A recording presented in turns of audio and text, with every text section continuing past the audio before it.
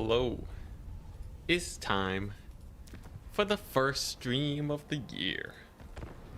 Hope you guys are doing good. Someone else hosting the tourney today. It's starting soon. You know what I'm doing. If you've seen the thumbnail. Boom. Mask Changeling. This was shown to me by Storm, also known as Tzeentch. And it's sick. The mask costs 1,600 usually. So you're paying 200 gold more, which is a bit expensive. But they are widely regarded to be one of the strongest lords in the game. The mask is insane. Now, here's the problem. The Tzeentch roster is not the Slaanesh roster. So I'm gonna have to figure out how to make this work, because the mask is a very aggressive lord. The Tzeentch roster is not that aggressive. First time seeing live, really, is because it's the holidays and you're around on the YouTubes. But yeah, changeling into mask. I'll have to figure out my magic and all that, but I think we can get like kind of like a pseudo Slaanesh build. Like if I just play garbage Slaanesh. If Slaanesh is OP, garbage Slaanesh has to at least be balanced, right? At least that's what I'm assuming. We're gonna go get some water. Redeem the hydrant and the stretch. Oh, perfect. I'll do that right now.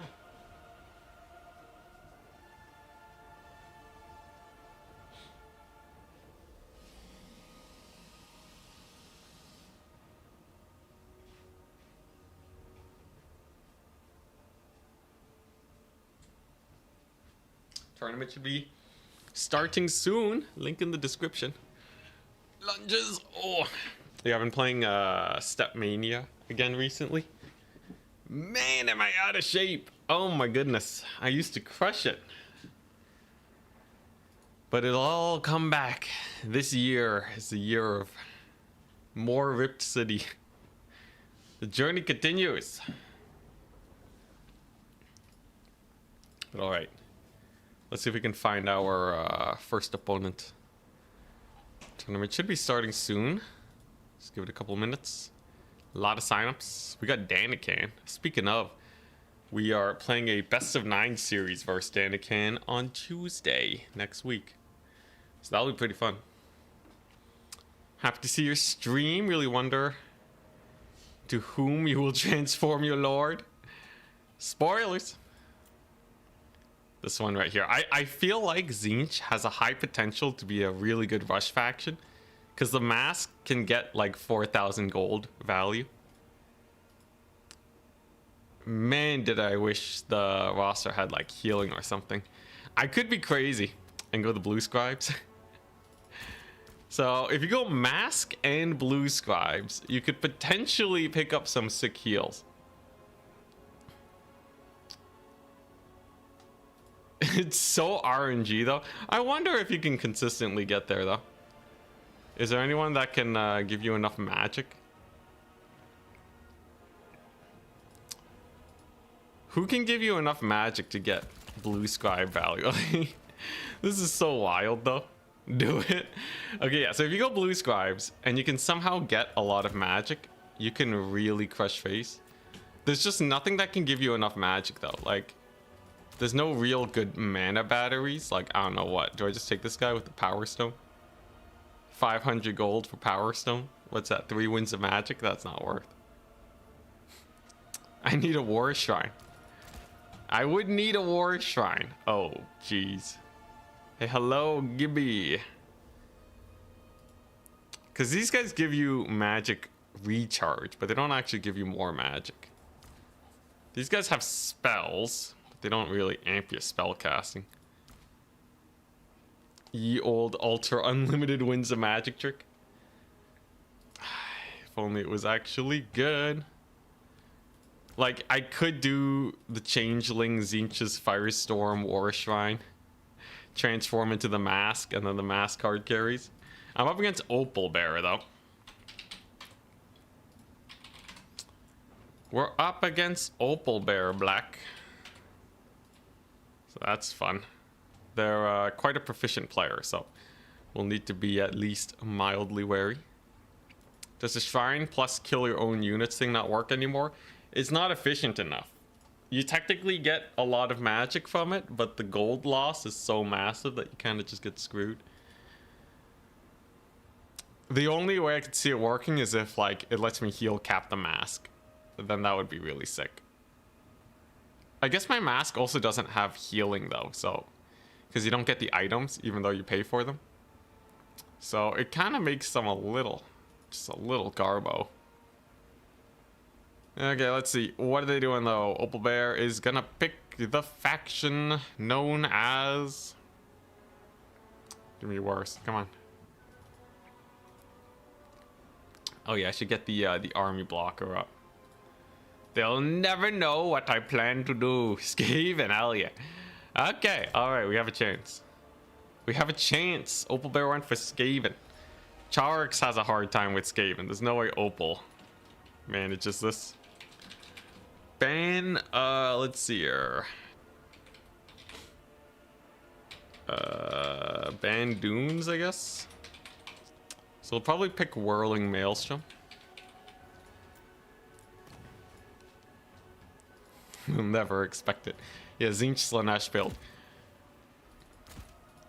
Okay, I think blue Scribes actually do have a fairly high potential to be sick. The War Shrine, though, probably not. Honestly, I think just playing Tzeentch as like a classic spawn Forsaken Rush is hilarious. The potential for shenaniganry is very high. Skaven themselves, not too terrifying, are they? Gotta make sure I have a healthy amount of Furies for them. They really don't like Centaurs. Centaurs are like Hellstriders, you know? They're fast cavalry, high DPS. They just cost 500 gold more. Not a problem. Oh boy, what else do I want? He wants to play on the edge of the Darkwood. Mad lad, alright. On the ginormous map. I think that's still pretty good for us, though. Because the map is so big. And while Tzeentch is kind of a slow faction, I don't think they're Skaven slow. So it should be decent. This should be all right. Oh yeah, all right. Got a sick build. Then what do I want? Just some mobility. The cockatrice. The 50 gold off cockatrice. Who has the expensive one? Was it Norska? No, it was Beastmen, because Beastmen always get the short end of the stick. Easy to remember. Yo, the mask versus Skaven, though. I wonder how that pans out. It should be quite interesting. This build really relies on the mask just hard carrying, by the way.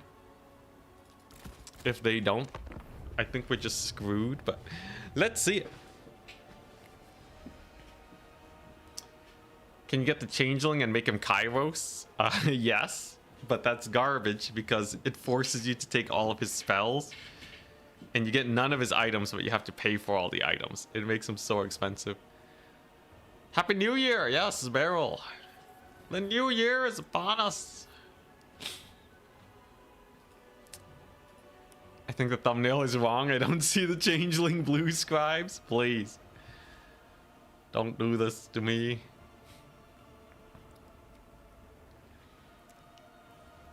But yeah, I'm pretty sure the mask hard carries. Sure, we don't get the heal, but I'm sure it's fine. A lot of signups today, by the way. By the by, we got many a sign up. We got Ulrich Vraal, Danican, like I said earlier, meat not included. Death by Ricochet, Joni, Risotto, WMW, Pandameister, Adlering, Pontim's Claw. Oh my goodness. Some big names. A new year of Ent dominance. I don't know. I took a pretty long break after winning that CA sponsored event. I'm feeling rusty. I'm gonna have to de-rust. Campaign question, you're playing Wood Elves. Facing stacks and stacks of Skyer endgame crisis. You're having trouble beating them because of the weapon teams. Tips? Yeah, Cav Rush. It's hard to micro, so you might not have the ability to do it. But even if you go like 50% cavalry, 50% melee, weapon teams suck versus getting rushed. Because the AI generally leaves a lot of their range units on skirmish mode. By the way, this is the build. It's pretty sick, right? But yeah, you gotta get a sick cav rush. That's the name of the game. But if you can actually do good mobility, Skaven are so easy to beat. If you try to beat them in a ranged fight, they'll just massacre you.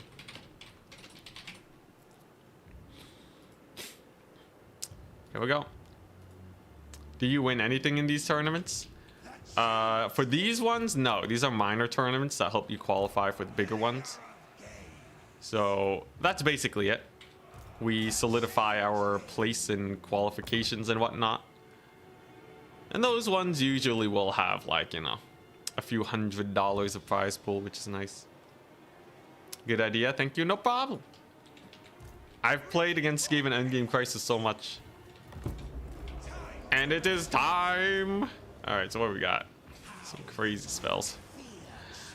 All right, here we go. So the great thing about the mask is they have a speed boost. So I can turn these into Slanesh Forsaken with the mask's little boost there. So we got some sneaky stabbing, all right. Oh boy, these guys are hilarious.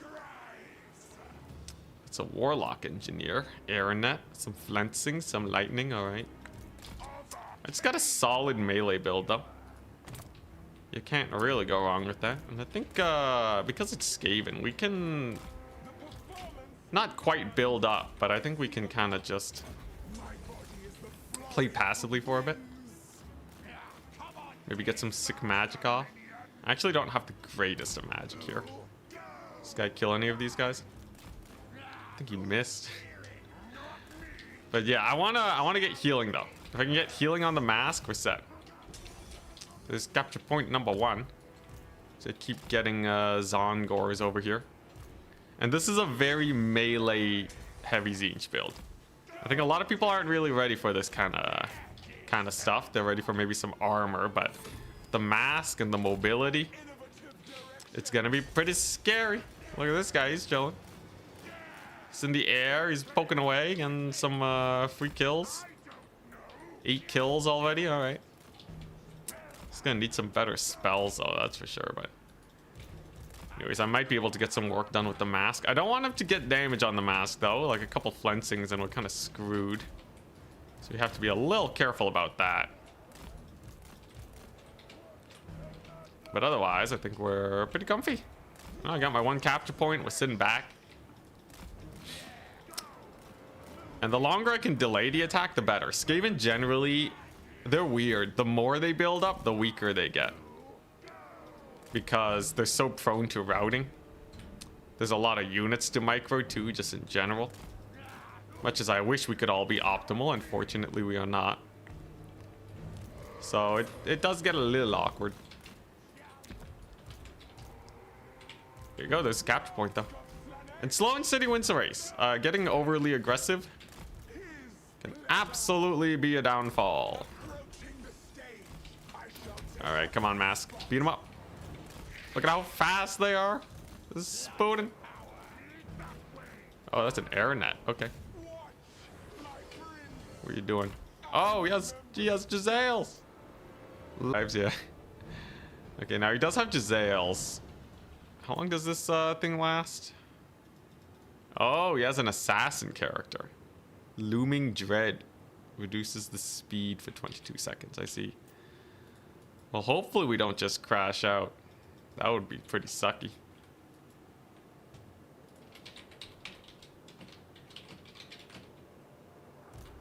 Oh, no! No, what the crap? Alright, I swear I didn't just alt F4. Oh no, it was me.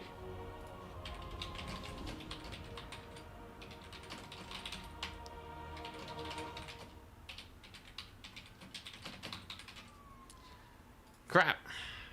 Yo, what the crap? That makes me look so bad. Alright.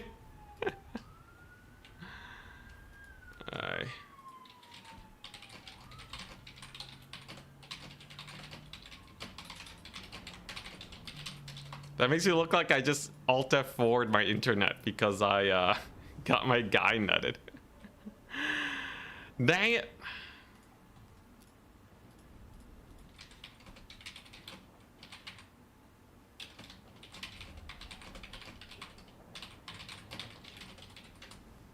All right, maybe I'll just let him get netted again. It's okay.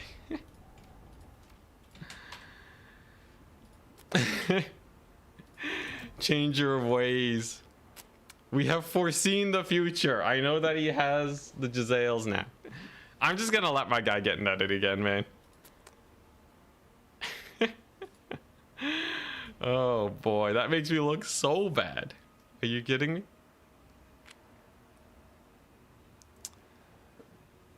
Ay. Darn this internet.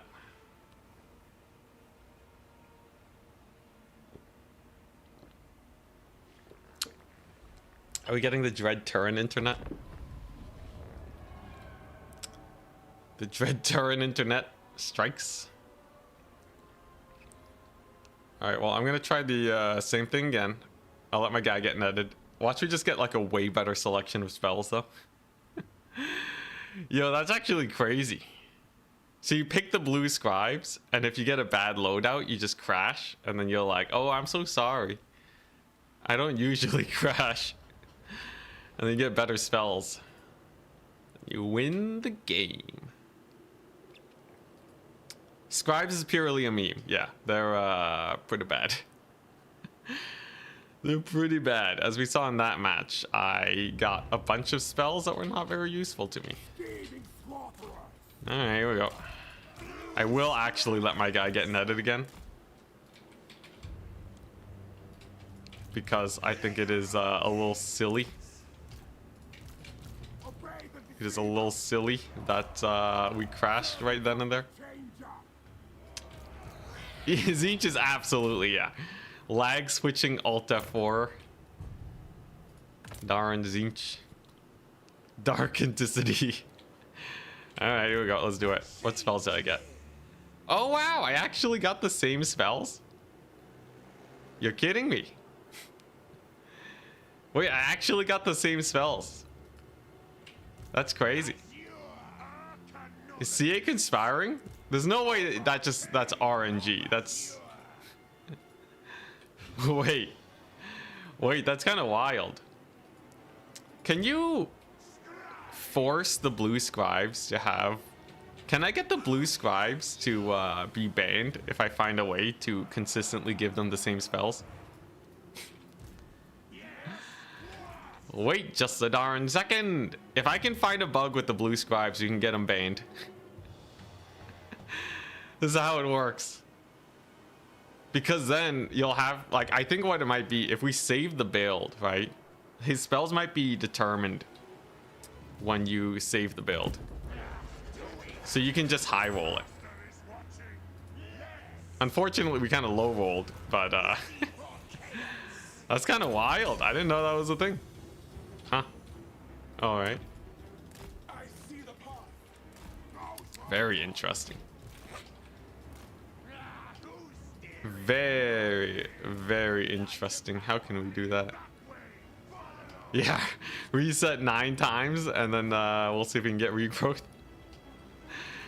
That would actually make the blue Scribes quite strong if you could pick your first spell.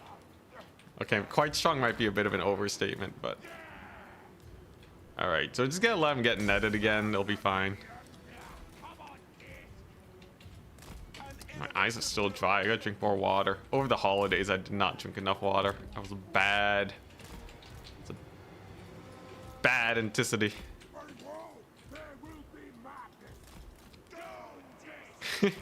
Yeah, the rolling the same spells. I didn't change my build, which means the spells are probably tied to your build. which is insane. Insane if true. All right, so we're just gonna just simulate the exact same thing as before. So we're just gonna let them get netted. Right, there we go. We're gonna pull these guys up. Come on, net me. Net me. Net me, give it to me. He damaged my Forsaken. Alright, well, we're gonna hide because he has Giselles chilling. Just shooting at my Forsaken and whatnot. Gotta force the guy to capture the point, right? Otherwise, he's just gonna romp around. Okay, this should... Yeah, there we go. Just net him. Come on. You want to. Come on, I'm giving it to you. I'm giving you the net. Just take it. Don't make me look bad, man. Okay, he has decided not to re-net my lord, or not my caster just yet.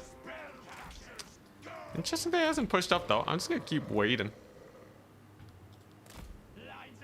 Teeth breakers, okay. Alright. Well, I'm just gonna chill on my capture points. I have tickets. He obviously wants me to attack him on his side of the map, but the poking that he's doing with his Giselles don't really make up for it. Come on, just net him. I'm giving him to ya. Don't make me feel bad for the crash. Oh, he's coming for me. All right, so we'll just back up here. There we go. And there's the net. All right, so now we want to push.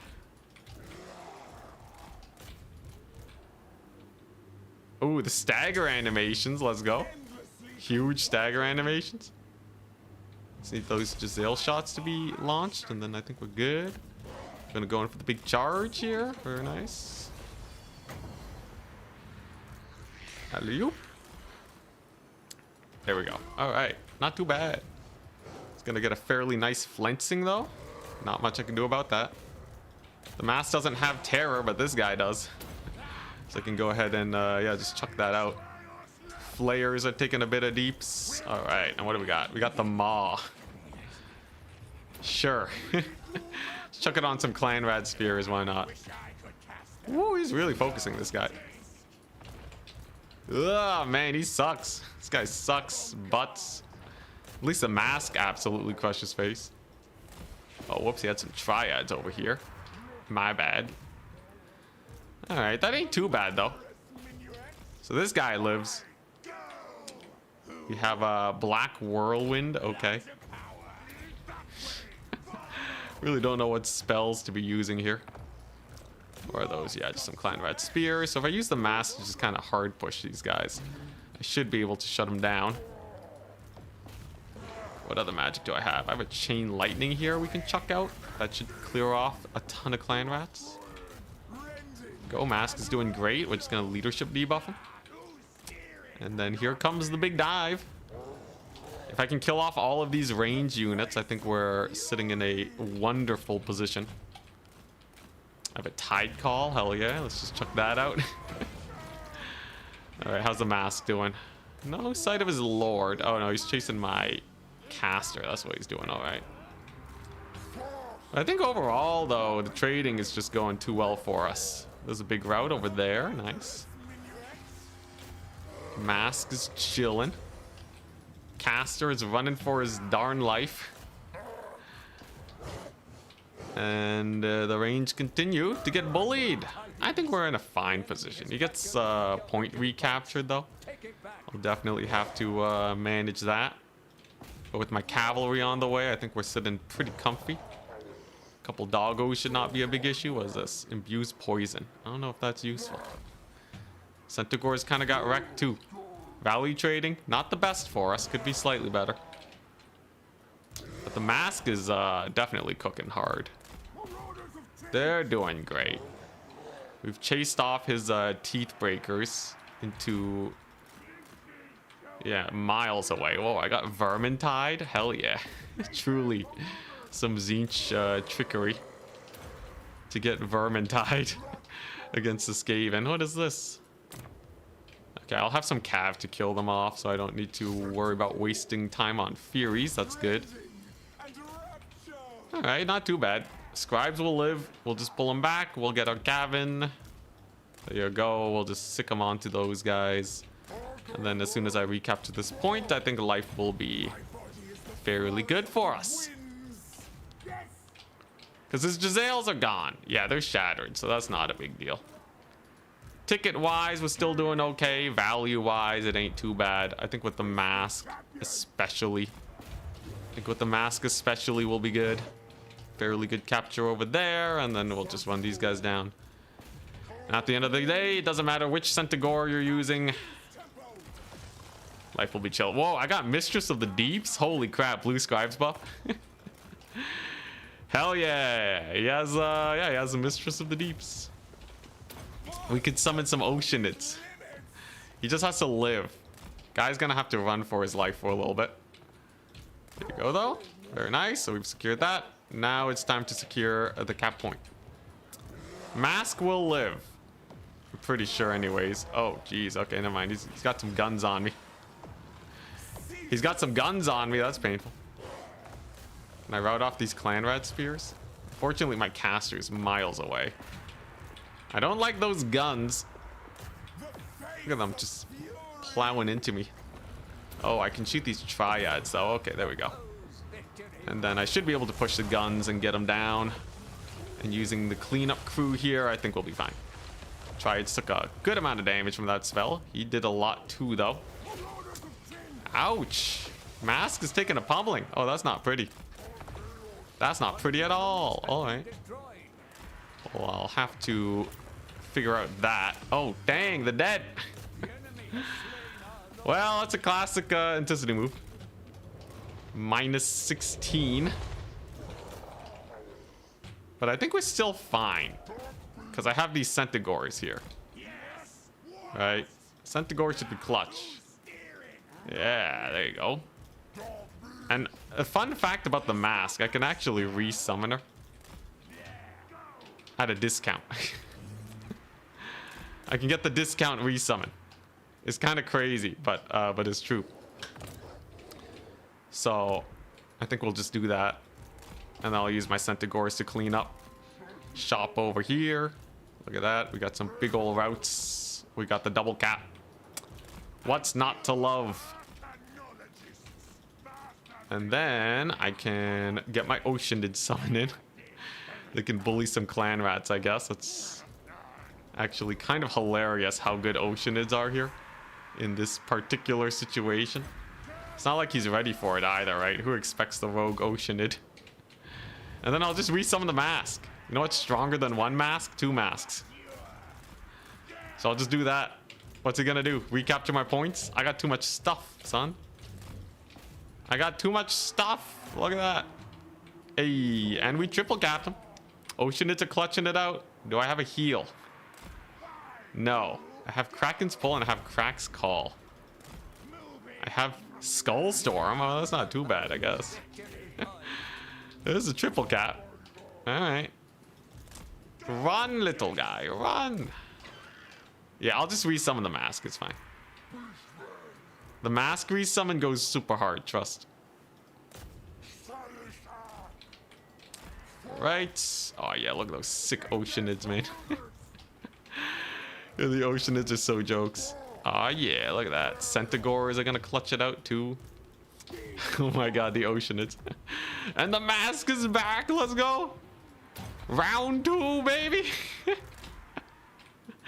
There's actually not a lot you can do about it either. It's kind of funny. And we have Blizzard. Ooh.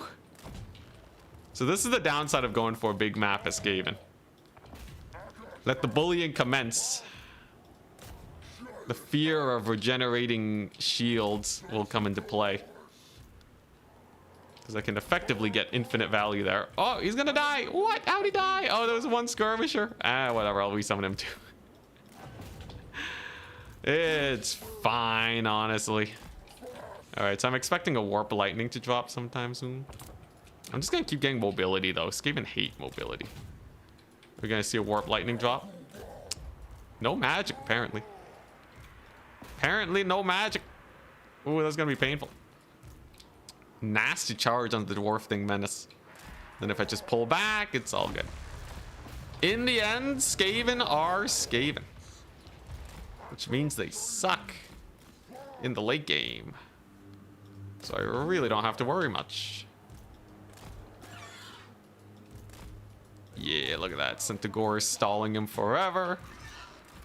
Big ol' surround on the rat ogres.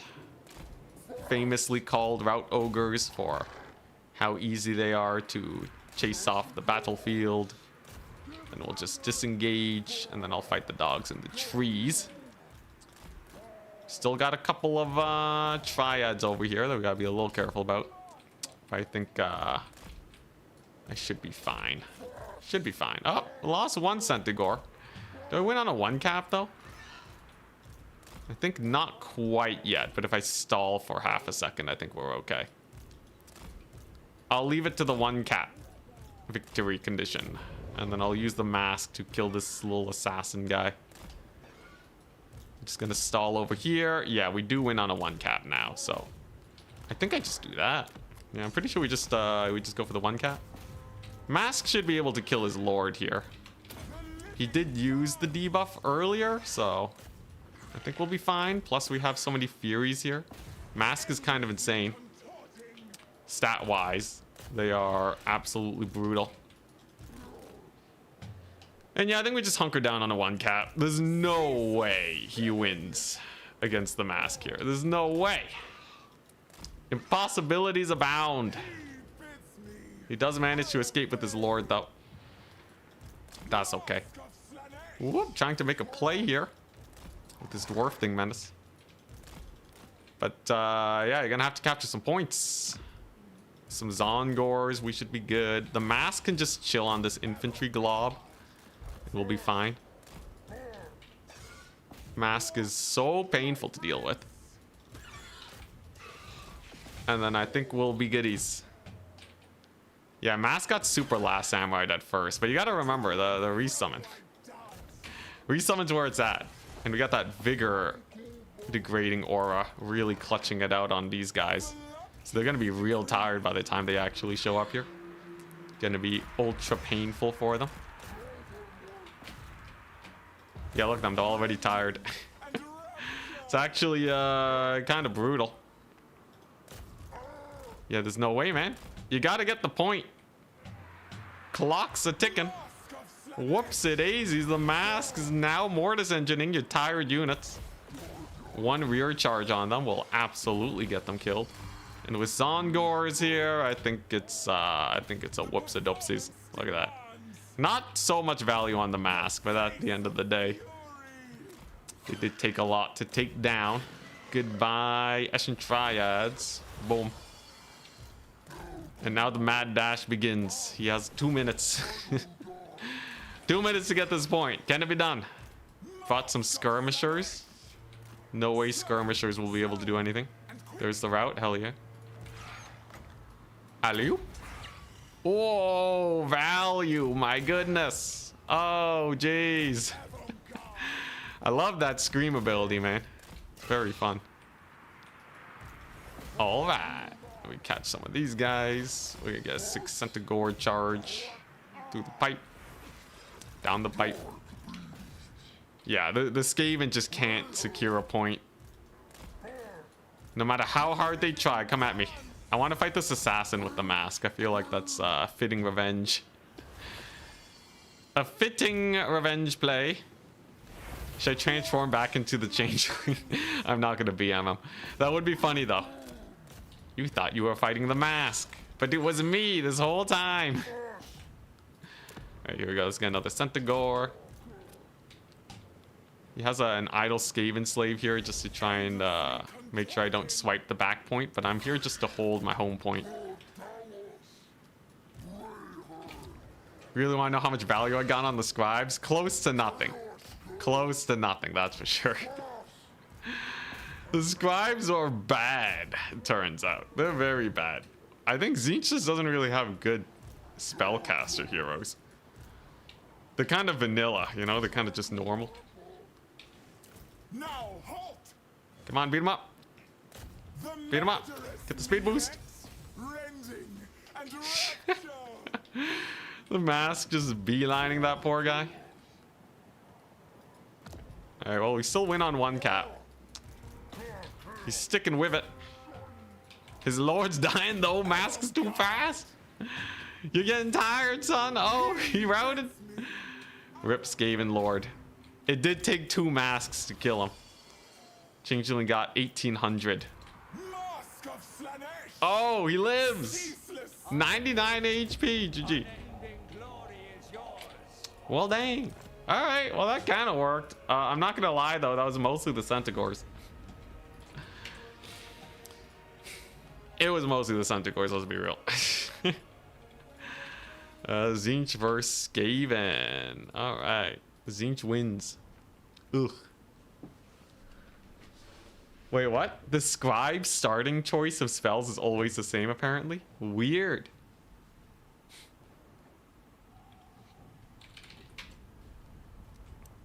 That's strange. All right. That Scream ability is so much better than the Doom Knights one. Oh yeah, the range is nice. Spawn actually did not bad. Scribes were 1,000. That's better than I thought they were gonna get. I thought they were gonna get nothing.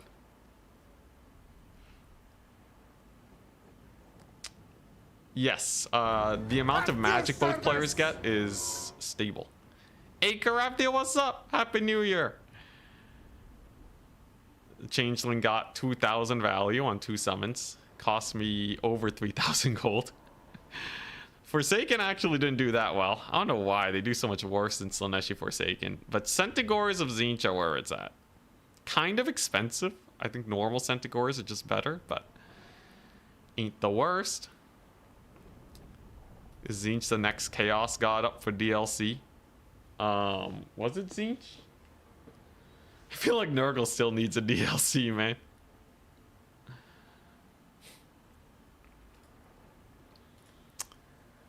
Looking forward to Warhammer 40k Total War.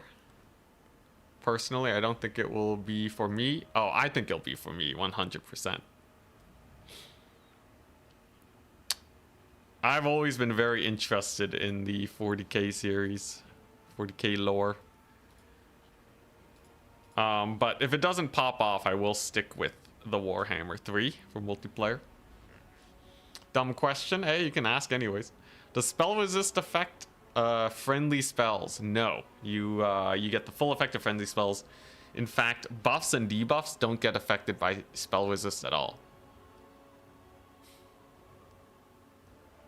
Volume? What about volume?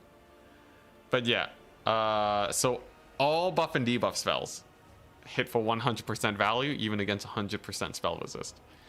It's kind of strange, but that's how it works. Pretty sure we're done with Chaos Gods. CA did say that we'd get more DLCs, right?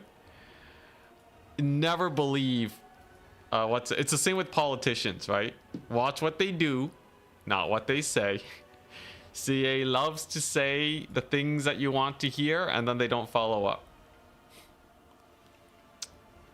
I don't think it is intentionally malicious. I think it's just they tend to bite off more than they can chew.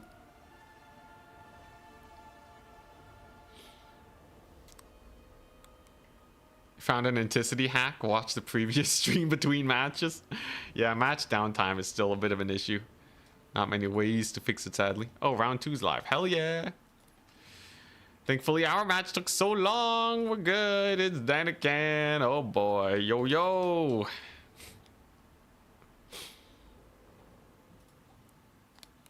Pretty nice. Pretty nice. We're playing a best of 9 against them on Tuesday. That should be pretty fun. There's a link.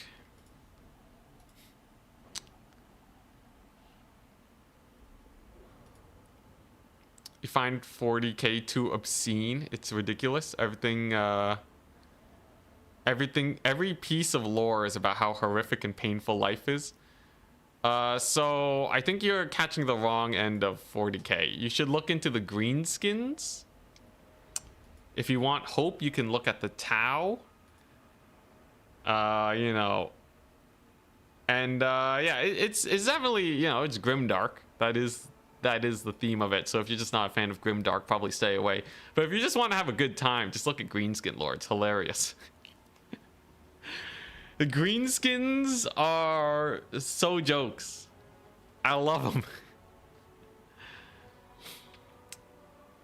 Here's to wait for the new Cat Day character pack. Oh boy, yeah, I'll see you in a few years. If Earthblood was reduced by spell resist, that would change things a lot.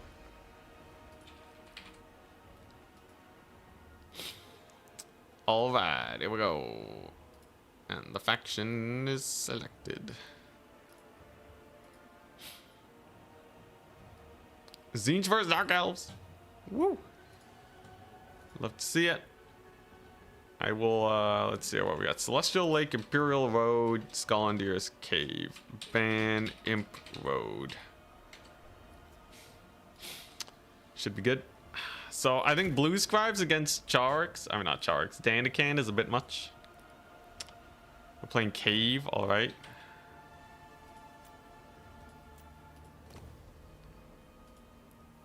Watch Space King. Yo, Space King is hilarious. It's great if you know the Warhammer lore, because there's so many random Warhammer 40k inside jokes and all that. Yeah, it's just straight memery, that one.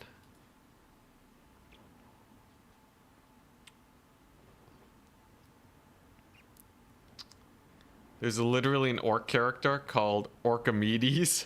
How can someone not love it? Okay, we're playing Lake. Okay. Celestial Lake. Nice. Interesting they choose a Celestial Lake. Huh. Alright, so how does Danican like to play this matchup?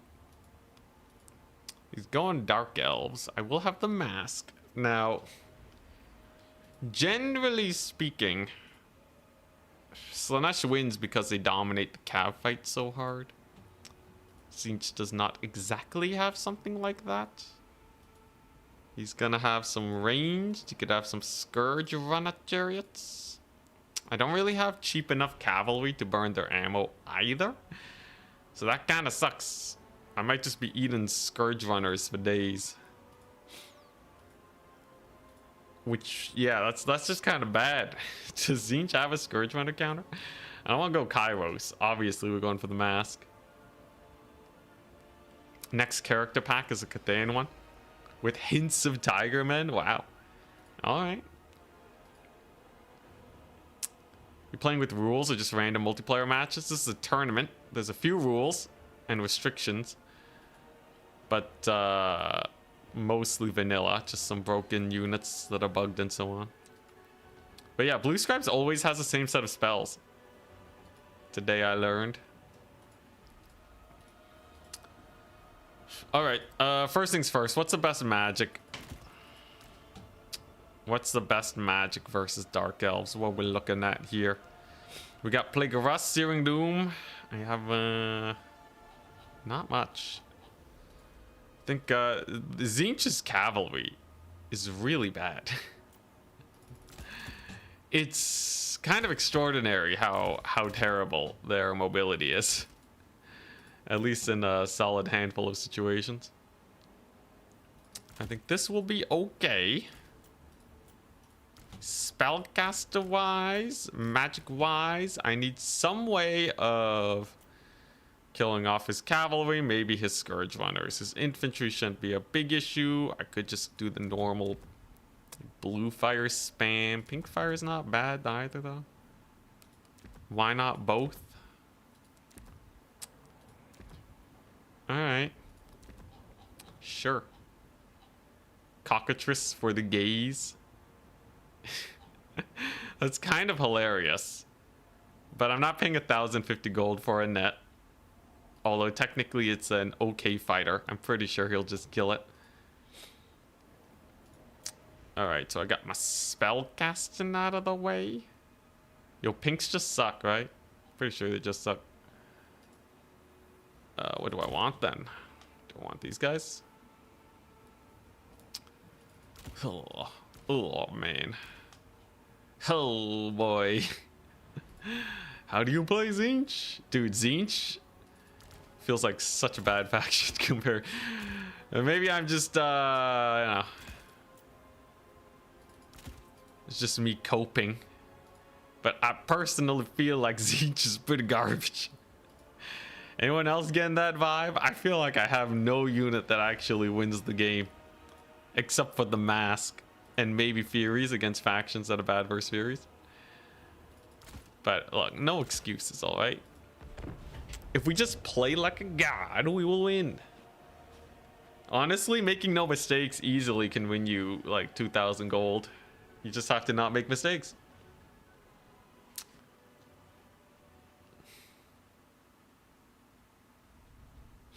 Yeah, the range on the cockatrice is like 50 meters. It's so short.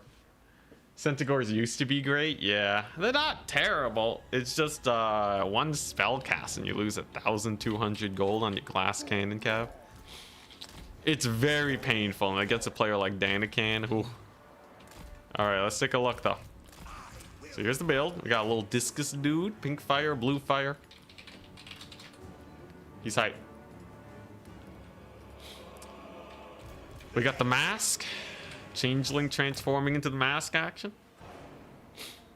And then I'm gonna try Doom Knights. I think Doom Knights are the solution because they're the sick mobility, right? They can get some very nice charges on his Cold One Knights. 12 units. There they are. That's all of them. So there's a mana battery. He has a sorceress of dark magic. Now, I actually want to stay as the changeling. Yeah, I want to stay as the changeling because that doom bolt will hurt if I transform into the mask. Let the sniper become the sniped. That did nothing. All right. But yeah, we're just gonna chill. He has Blackguard of Nagarond. Guy brought elite infantry. All right. Let's just get the screamers out to start, I guess. Not a terrible start. This one's just gonna chill. I don't have any good pink fire targets, unfortunately. But at least that limits his roster quite significantly. Get some more Blackguard, alright. Corsairs don't have a lot of ammo, so burning it now is not terrible. This guy's fast. You can just dodge all those shots. They're not very accurate either, so that's a pretty nice little pickup there. Whoop. Oh, okay, a little bit of deeps. Gotta be careful.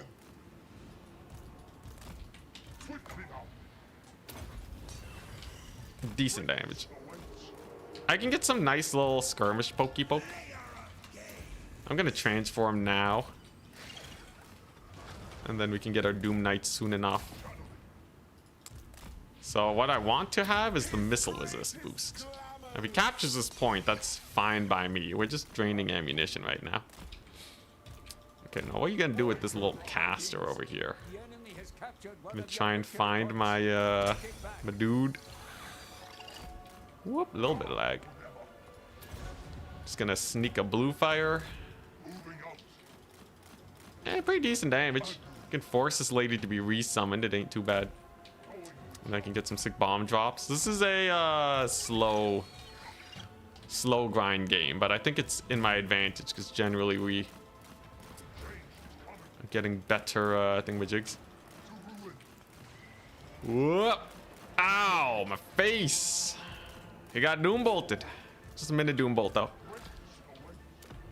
Let's go ahead and get the Knights of Immolation. And yeah, I'm just chilling, man.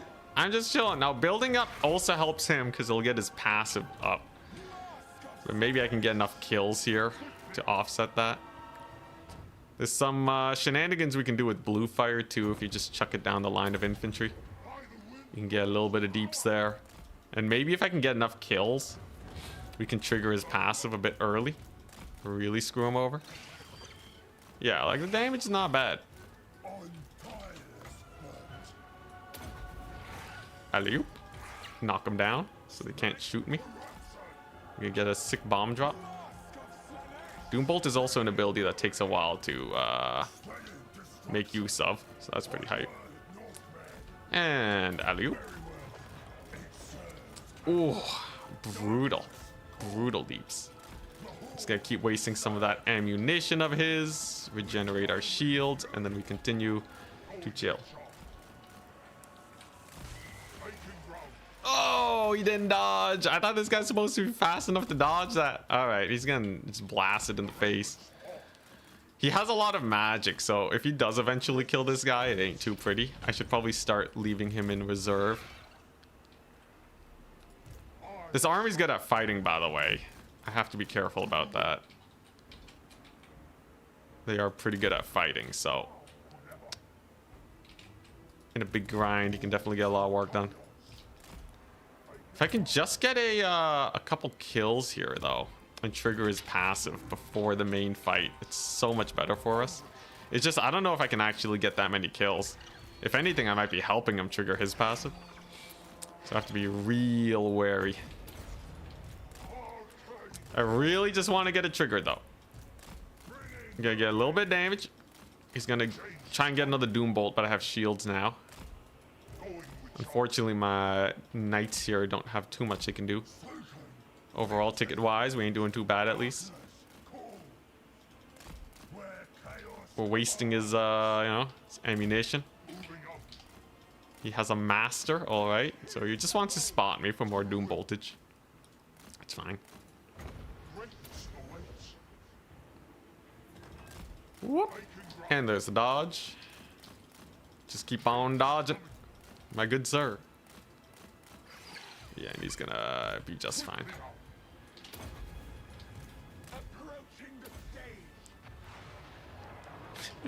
Transform! Get the shields!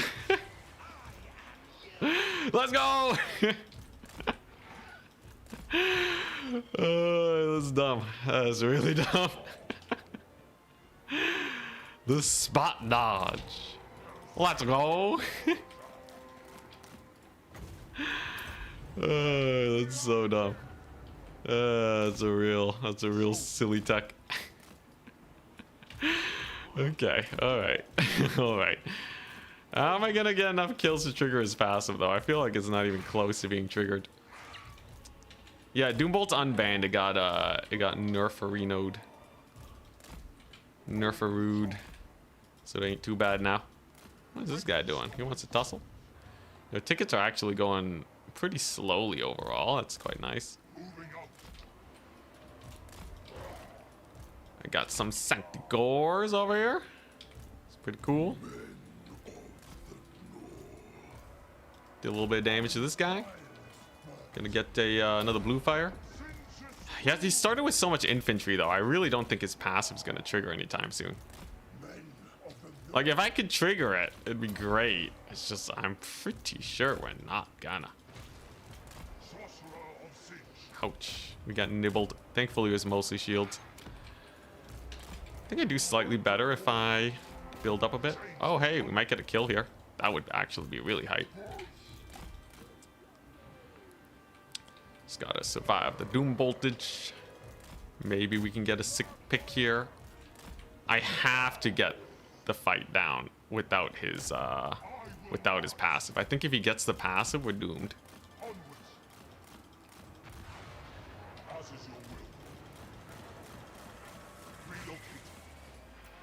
What the crap? This guy sucks at dodging. Never seen a guy so bad at dodging in my entire life. What the crap, bro? Bro cannot dodge to save himself. All right, can I get a... I just need a mini fight. I need a mini fight, trigger the passive, and then I'm happy. That's all I need. Should be decent. A little bit of deeps over there. Just gonna commit a bit. I do have my ability here. If I really want to pop that off. Hopefully he doesn't have too much magic. Caster, unfortunately, is running for the hills. There's not much I can do about that. This fight's not terrible, though. I'm just trying to force him to commit.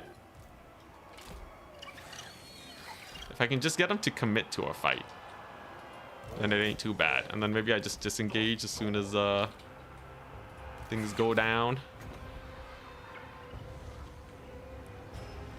Hey, that spawn rush went pretty well. That's pretty cool. Where can I chuck this spell, though? How's this fight even going? Is it even going my way? As soon as the passive triggers, I need to avoid them. I caught some Dark Riders at least, but I don't think this is going well. Especially with the Mask taking so much deeps now. Mask was also not really participating for a decent chunk of the time. But we're gonna do our best. I think we're dead, though. I think we're absolutely dead. I'm not gonna lie. I don't think there's a way we come back unless he goobers extraordinarily badly. But his passive hasn't even triggered yet. It hasn't even gone off yet, bro. Okay, maybe he's not looking here. If he's not looking here, I might be able to get a sick bombardment. We'll see, we'll see.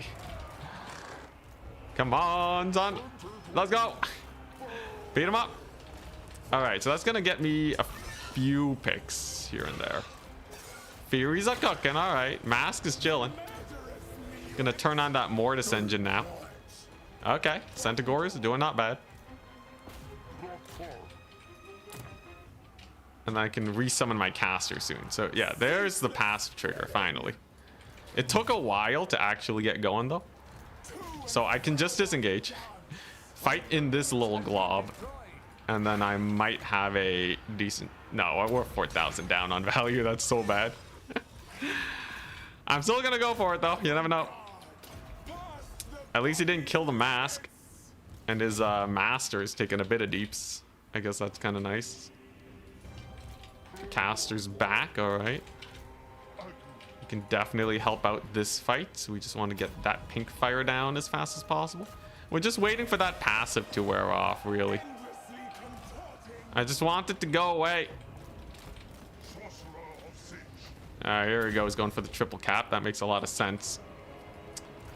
Because he knows I kind of just want to play the Valley game. Blackguard also contribute a lot to that. So, I think we're just dead.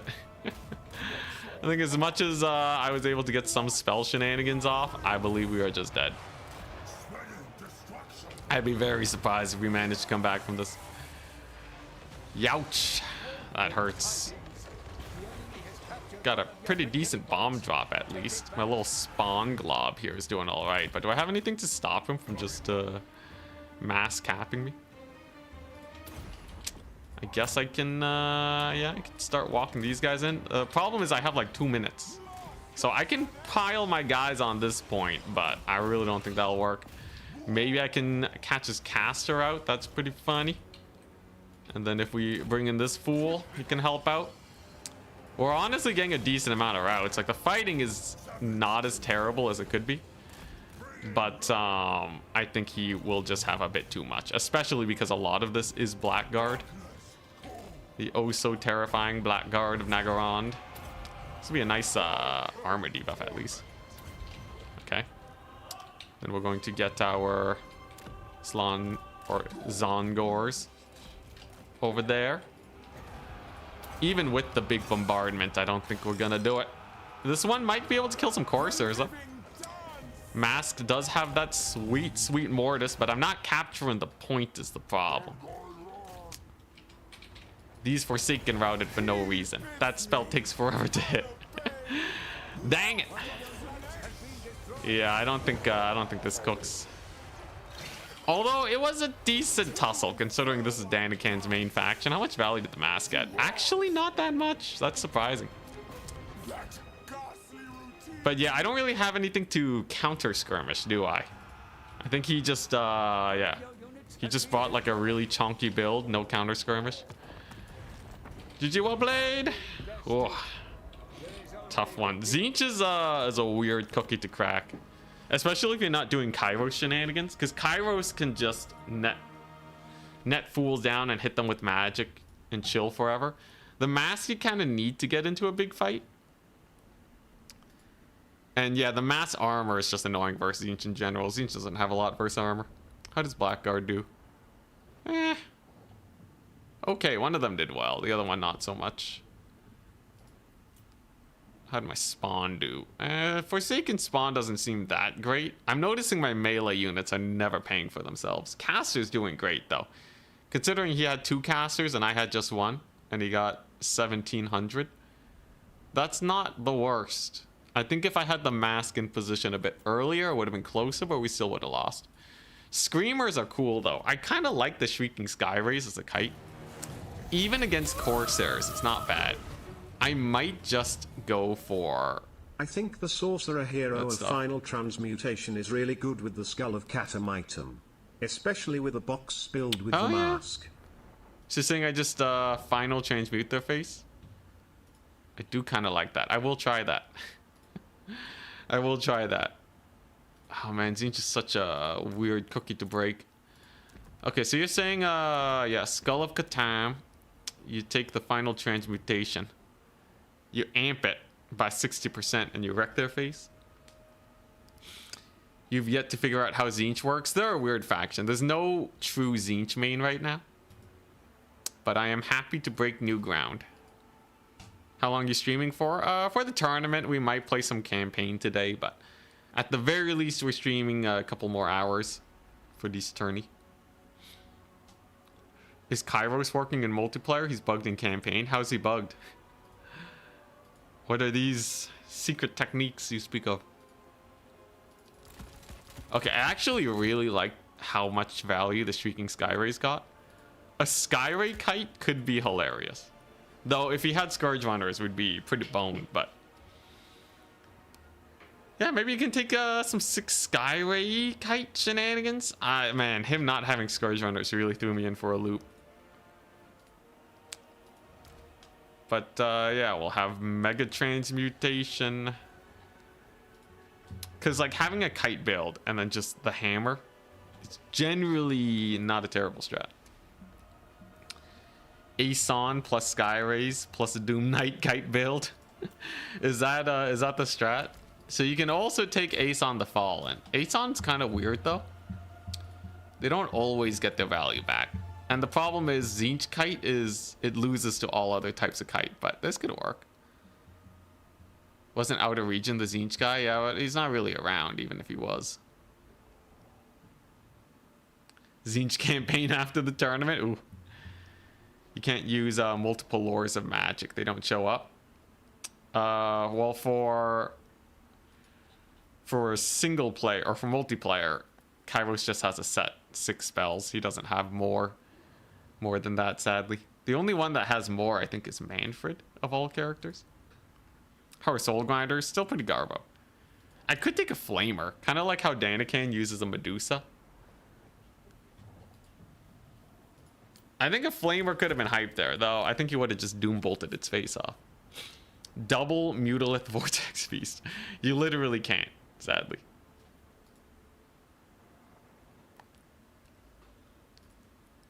Unfortunately. Burning Chariot Max. I think Aeson's a bit extreme. The Knights of Immolation were not bad though, but it's really hard to recharge their ability. So I don't know if I really want them. But like, Shrieking Skyrays actually did get their value back from spamming their screeches. Honestly, if all Screamers had that, I would totally take 5 of these guys and just kite. But I guess that's why it's a bit different now. I guess, yeah, Exalted Flamer is my only option, but then I have to deal with Doombolt. I could try to silence them, or even Final Transmute their face off, but they'll be resummoned. Skull of Catan buffs the ticks of damage of Final Transmutation. So activate it, yes, yeah, you activate it after Transmutation is cast. It's quite strange in that way.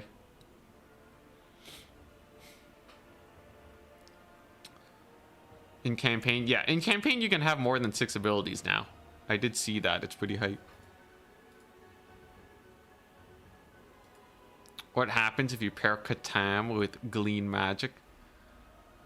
Yeah, you get massive buffs. Spell Mastery stacks to 100%, I think. But then you'd have to take the lore Tzeentch.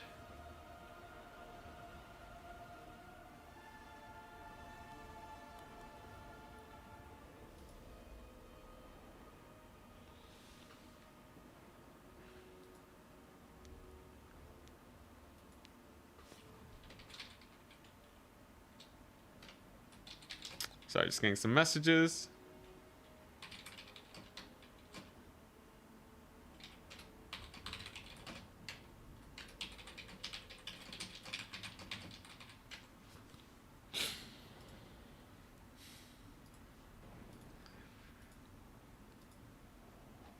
Yeah, the thing is, Glean Magic is kind of expensive. The silence is nice, but yeah, it's nothing too crazy. Tzeentch is not able to go wide with Marauder Mantide. Unfortunately, Marauders are just not that good as a unit. Because the cavalry meta that we are in right now, cavalry can clear infinite amounts of cheap infantry. And they don't really win fights. And people are already going armor versus Tzeentch, so...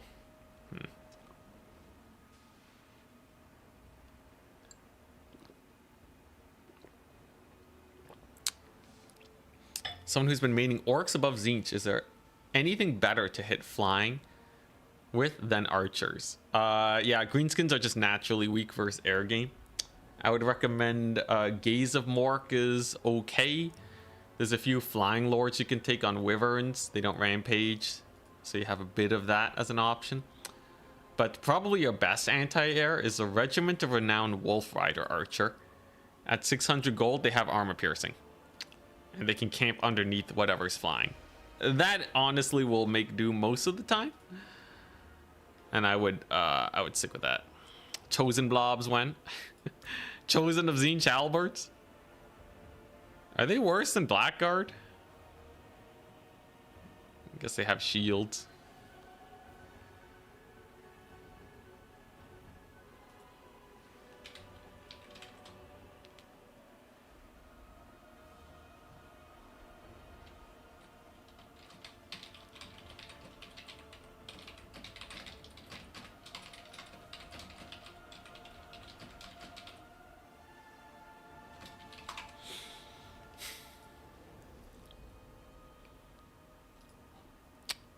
Oh yeah, you have Rampage. Greenskins have Rampage. Meaty Dangler is our resident Greenskin main. Tzeentch Chosen Halberd line. I think if we can work out a solid enough kite, usually what people do is Kairos Spell Kite. But yeah. Excuse me. Oh my gosh. Are you winning? We're 1-1 right now, but I lost versus Danican. So as long as I win my next 2 matches, we'll be good. Spell Mastery stacks only to 60%? Really? Really? Only 60%? That seems like a weird number. I thought it was 100. I'm ready to be wrong, though. Yeah, Fermented Fungi is great. Best Greenskin anti-air is having loads of expendable goblins. The air units can't kill them all. Yeah, but then they, like, take some cavalry units and then you dead. You can't have tons of goblins and tons of cavalry, because then the air game will just kill your cavalry. It's the bane of Greenskins since day one, man. But okay, yeah, I think Skyray's Aeson Kite is not bad. Man, the Blackguard and chill strategy when you just have no way to pressure. I had no way to pressure Danican, and his passive triggered so late. I couldn't get an early trigger on it. That was kind of rough. Why kite a Tzeentch? Well, I don't think Tzeentch's melee is that good. What is Tzeentch's strong suit? I guess it's their spellcasting lords. It's usually Kairos. They do have Forsaken at 75 gold more though. The 10% more expensive with 10% more HP. Nothing too crazy there. For whatever reason, I like Tzeentch Forsaken much less than any other Forsaken. I don't know why though. I think it's because they're one of the least killy Forsaken. Although Nurgle also kind of falls into that trap.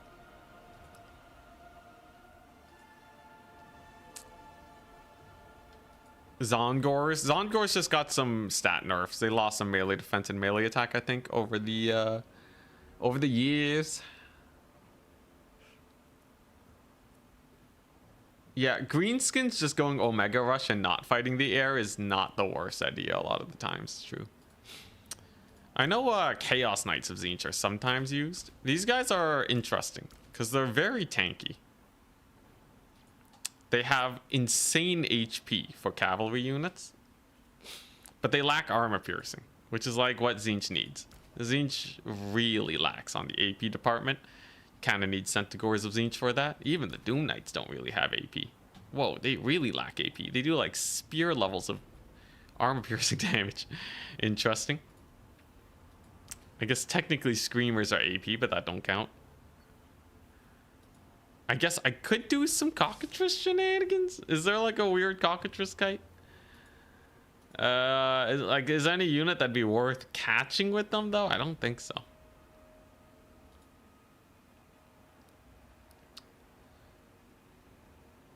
Greenskins can beat Tzeentch. Tzeentch is kind of eh. Just bring a lot of armor. Like take Black Orcs versus Tzeentch, and then some skirmishers to ward off Changebringers long enough, and you're probably fine. I guess Changebringers are like the classic Tzeentch shenaniganry. I should probably just never leave home without a Changebringer and an Exalted Flamer.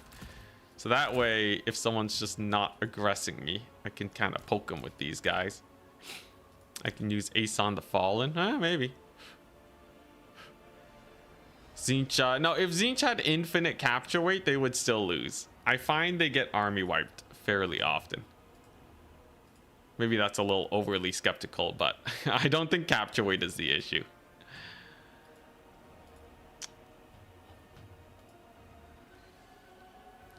Yeah, you can one-shot something with Cockatrice and some spell casting.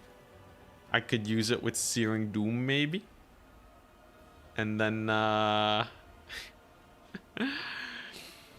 man. A unit that's just sitting out in the open, though, doesn't really take a lot of damage from most of these spells. A lot of them are really expensive. We're going to try this, though. Skull of Catan. We're going to start with Sky Rays. I'm pretty sure if you're playing as Tzeentch, you should just always start with the Sky Rays. And then maybe we can get some stuff here. But I need counter kite. Now, there's some factions that can't kite us, and I think those will be our best matchups. The worst matchups are the ones where we just get shot to death. But I do sometimes wonder if there's like a sick Chaos Knight rush we can do. Although Daniken kind of went light kite there. There's no way I would have rushed the Blackguard. Double Vindictive Glare. Oh yeah, against Changebringers. Yeah, that's pretty fun. Honestly, I should have taken Changebringers. I really should have. I think one Changebringer, one Flamer. Always. Always if you're playing Tzeentch. And then everything else can kind of fill itself out as you want. Aeson's weird. Maelstrom of Change just doesn't really have great spread range, but why not go with Pink Horrors? They kind of suck.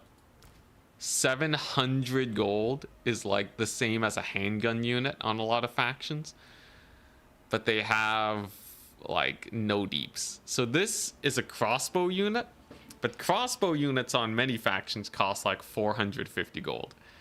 So you're paying a 250 gold premium. That is more than 50% more for some stuff that only sometimes is useful. Like the HP is higher. They have magic and fire damage, but they lose out on range and ammunition. So like the thing that you would take a range unit for, they're worse at. And also blues are better. Blues are just way better, man. Blues are so good.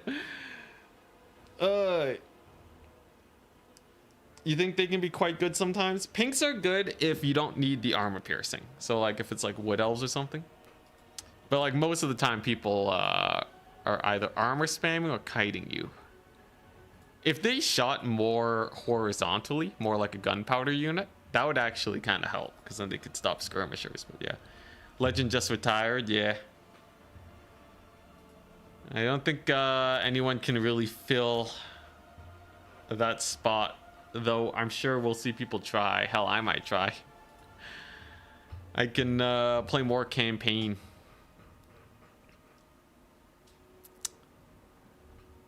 Is that what I do tomorrow? Just do a Legend, you know, Legend of Total War campaign, Cheese Max campaign. Give, you know, give people something to watch in that vein. Though obviously we won't be doing the same thing. The aim, the accuracy on the pinks, yeah, it's kind of awkward too. Exalted pinks are even worse. Basically the same unit, but more expensive. Why bring pinks when you can bring 2 units of blues with more models? Yeah, the blues actually have significantly more models. They have double. That's crazy. Yeah, double the model count. Jeez. More HP. You lose out on range though, quite significantly. You'll have to fill it. You're the chosen one. Oh boy.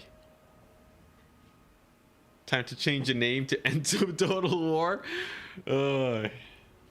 Legend tribute campaign. Honestly, it could be pretty funny. You're not cynical enough to replace them. That is one of the main appeals of Legend, but you know, if there's people that want to watch campaign, I think that'll be good enough.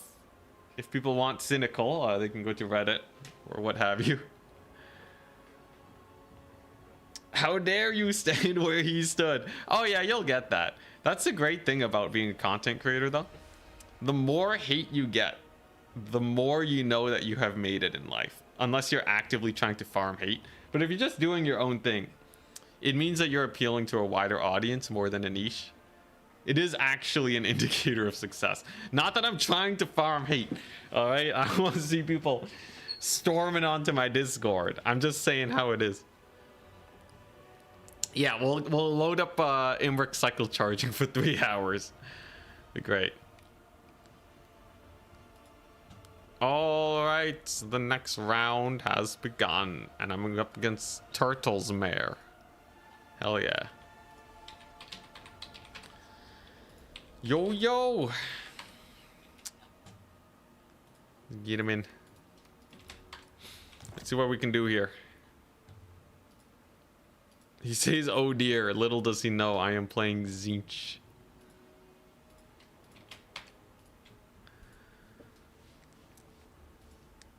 Although, Tzeentch Kite could work. Changing my channel name would be pretty hilarious. I'm not gonna do it though. It's a little too on the nose. Alright, what are they picking? Did you watch a stream? No, I was busy streaming. He's Greenskins. Oh, we just talked about this. That's a little unfortunate for my opponent, but I'm sure they will have some sort of strat. Ban Oasis. All right. So Greenskins, they have a lot of HP, so I don't know if Aeson will be good. Though Maelstrom of Change on the Skirmishers could potentially be funny. What I need to do is have some way to blob them up. Like I need some blobbing tool, because all of these, they do well the tighter my opponent is packed. But what would force someone to blob up on Tzeentch? Single entities, maybe? I could take Aeson. I'm gonna get shot to death though, so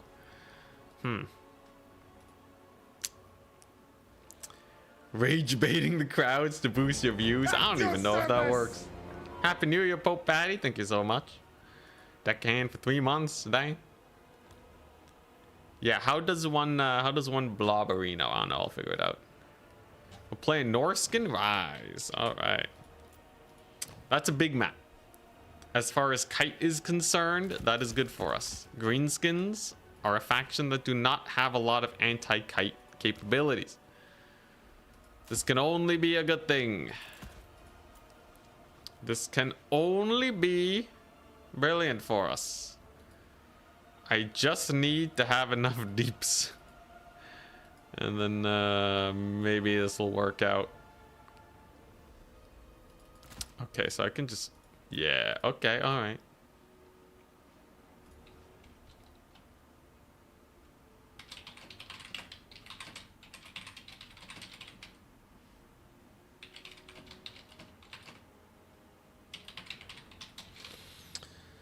Alright, I think I have a decent situation. You can do exalted hero shenanigans too. Book of Secrets is hilarious. Yeah, and like, okay, so the weird thing about Tzeentch Kite, the very strange thing about Tzeentch Kite is that you usually can't actually hold points at the end of the game. But if I have the mask, I think we can.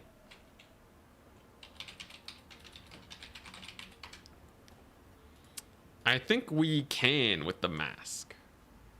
So we just wear them down and then we take a really strong fight, because when you're fighting on the point, you have to blob, and that's where everything cooks. Will I be greatly mistaken for this assumption? We shall see. I guess if the Tzeentch infantry sucks, we just don't take Tzeentch infantry. Is that the big brain play? Is that the play? I'm gonna lose this terrible build, but you know what? I'm locking it in.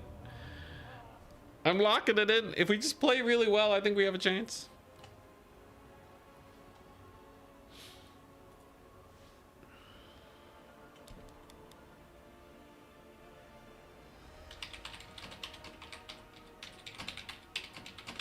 Your Danican's having fun with his Doom Bolt. That's quite terrifying. He's been getting into spell spamming builds recently, I've noticed. That's like his big thing. He also enjoys his mass infantry builds more than the kite. It's quite terrifying if you go for normal builds.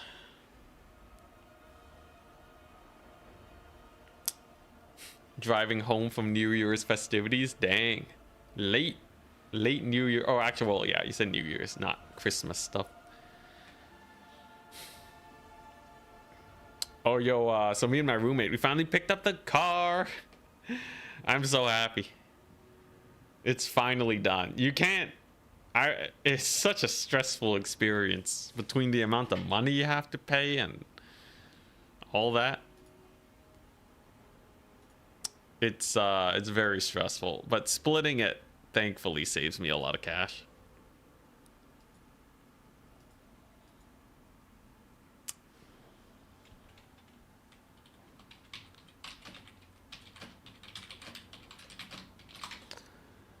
Oh man, now I just have to look for a condo.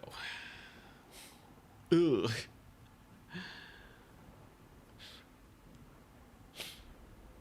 Oh boy, he's ready. Yo, YouTube and drive, as long as you're treating it like a podcast. If you're watching the video while driving, that is not recommended, but I'm not here to tell you what to do.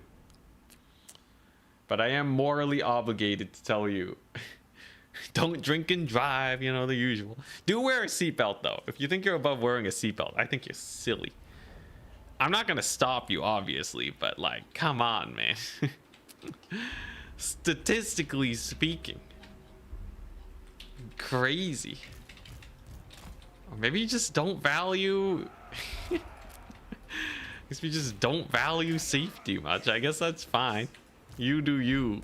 That's pretty crazy, though. I think anyone that's looked into the statistics would be terrified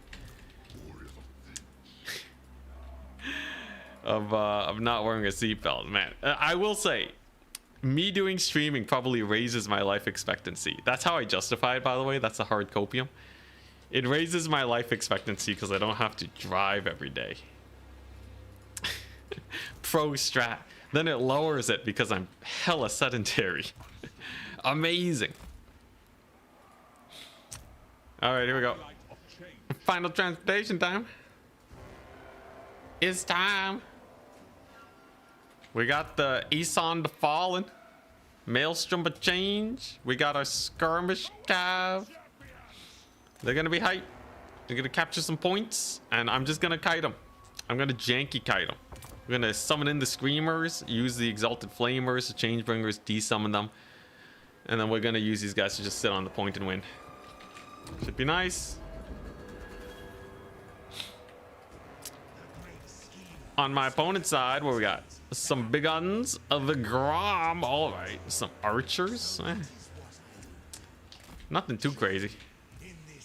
You have a Vindictive Glare caster or something? I don't want to transform into the mask and just get pummeled, right? That would be kind of painful. This build is beautifully cursed. What do you mean? I have infantry. This is my only infantry. I have nothing else, but it's okay. Oh, maybe I should have summoned the more expensive stuff first. That's kind of my bad. All right, so what are we doing? This should spread. Hits 2 units. Doesn't hit the big guns. But I guess we'll hit the archers. Kind of garbage, I'm not gonna lie, but we'll take it. How much value was that? 167. Okay, so if I can farm that a few times, I guess it ain't bad. All right, here we go. So now we save for the Flamers. I don't know where your magic caster is. Spells, I do not know. But your archers are in for some trouble, good sir. Boom. Mild amounts of damage have been wrought onto your poor guys. Aeson will get their abilities back. We're just gonna move these guys here. They just want to stay safe, typically. We're just gonna get a little bit of poke action in. All right. I'm gonna pull away before we lose our shields. It's all about the slow burn. Quite literally. Vanilla Changeling versus Grom the Paunch. All right. How's he gonna deal with the mask though? That's what I wonder. How's he gonna deal with the Changebringers? That's all gonna be quite difficult. So I'm just taking this fight. I'm happy to, honestly. What's he gonna do? Blob up on me? Ain't no way that works. And I got Changebringers now. Yeah, look at that. Grom on the run. And then we're gonna do this. How many units are we gonna hit? Did I hit only one? That's an absolute rip-off. All right. We got ripped off, boys. It's fine. It happens. So range units are just chilling. We're gonna go for the vigor reduction over there. So yeah, I just have an ultra strong little blob of dudes over here. Working them, getting hella value. I have the double mortis engine, which is kind of jokes. These archers aren't really doing much, and the Changebringers are cooking. Very nice. Nice little bit of deeps. Let's get another scream on their faces. Should be pretty fun. And I'm just value trading. As long as I hold on to 1 point, there's really not a whole lot you can do. Changebringers are cooking. Is that a Grom the Paunch that has decided that death is... It's time for death? I think it is. Boop. Goodbye, Grom. You served well. But unfortunately for you, you gonna die. You gonna die real bad. Boom. Right in the face. Grom the Paunch getting absolutely massacred. You'll love to see it. That's the Skull of Catan final transmutation for you. It is absolutely insane. The mask is a beast too. Lots of deeps on him. You just Buna my Changebringers. How dare you? I'm gonna roast your face. I'm gonna chase off Grom. We're out of Aeson the Fallen charges, but that's fine. Here you go. Just chase them down. Unfortunately, air units suck to be controlled in this game, so they're just gonna bug out a bit. I think we're still doing just fine. Are we gonna get the chase down on Grom? I think we will. Very nice. Now we get that Mortis engine on these guys. Beat them up. Very, very solid. So yeah, this is the bullying. We ended up getting a very nice matchup for ourselves here. Grom shall be chased down into oblivion. The Changebringers are having the absolute time of their lives. And then just like that, we're gonna get another Scream with the Screamers. Lots of value, I think. Yeah, 700. Not bad. And everything's roasty toasty. Just gotta keep chasing down Grom. Don't let that guy come back. Alright, now what do I want? I think I want cleanup crew now, right? So getting in the cavalry is probably the best choice here. The tickets are nowhere close. So I really do not have to worry about that. I just want to uptrade and get them to run out of units, essentially. That's it. Speaking of... Ooh, that's a good final transmutation. That's a nasty one. This guy's hella value. And then I can de-summon these boys. And then we can start chasing down some gobos. Charge these guys. Hell yeah. Oh, double Mortis. The double Mortis final transmutation. Insane. Grom just routed, which means leadership is down the drain for all of these guys. I could just get a little chariot dude over here. He will cook. He will cook greatly. Just gotta chase down those river trolls, and then I capture this point. And this is a great thing about Kite. You have so much time to just play the value game. It's chill. You just sit back and relax, and as long as it's not Danican, it feels pretty doable. Let's speed boost. Fastest Aeson of the West. He gets another Buna, but I think we'll still be okay. Looks like he will barely escape with that River Troll Hag, but it's okay. Because I am here for value. Let's go ahead and capture this point real quick. If I can buy time, we're happy. Is this going to be a Buna? Dang it! We got Book of Secrets. That's the worst one. I love how CA does treat Book of Secrets like it's equal to Buna. At least I think that's the intent, but absolutely it is not. The Enfeebling Foe is also not that useful. If it was just triple Buna, it would be so much better. But whatever. Well, we got some cav here. Not a big deal. We're just settling for the army wipe. Ooh, look at that. Big deeps, big deeps. Do you want more Screamers? Nah, I think we just bring back the Changebringers. Huzzah! The more the Greenskins suffer, the better. Alright, so that's a solid chase down. Let's go over here. Mask has the speed boost. And you are on a chariot, so you can bully these guys. I think we've almost army wiped the Greenskins. This is where the Valley Tracker sucks, because it doesn't track Kite very well. So it's gonna look like things are close when in reality there's almost nothing left for my opponent. Practically speaking, there's really just the one archer. There's not much more than that. And these Changebringers are gonna roasty toasty him. Not to mention Aeson is still alive, so the threat of Mortis engineering is still very high. An unsummon Aeson for the refund. They already got 3,300, but you get less money if they are lower on HP, sadly. So we wouldn't really get much at the end of the day. Okay, now let's see if we can get that sick play. Give it to me. Get the book. Get the book. Alright, the melee defense debuff is not the worst. It's still okay. It's just not as good as many other options. But at least it'll help my cav fight a bit. Not really, though. Jeez. Well, at least we know, because it's guaranteed, actually. The next one will be... the next one is guaranteed to be Buna. So we can wait for some expensive cavalry and cast a Buna on them, I guess.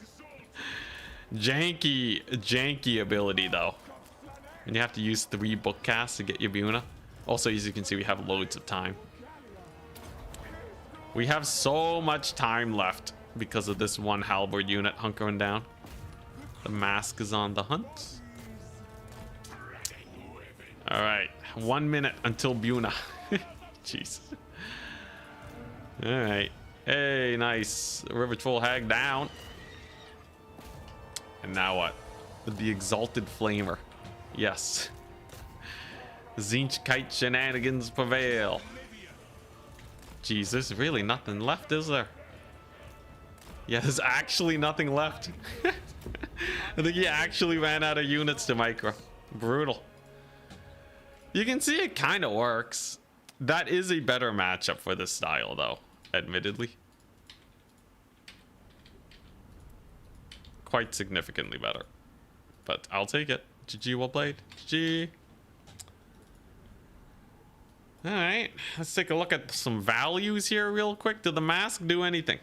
Man, I can't seem to get value with the mask. With Slaanesh, you can force a fight. And people box for Slaanesh. It's the opposite with Tzeentch. So the mask actually feels significantly worse here.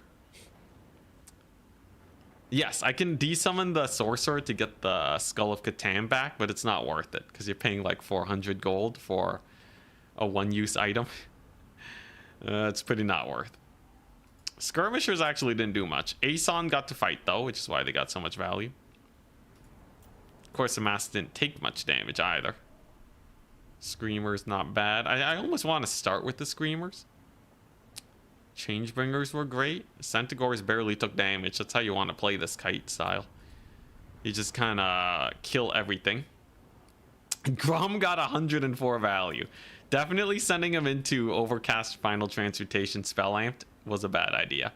Especially because you get a free Doom Bolt out of that too. Greenskins have pseudo expensive cav. They have 900 gold cavalry. If they bring the cheap cav, they're not amazing at fighting. But yeah, something like this is not bad versus like the Chaos factions.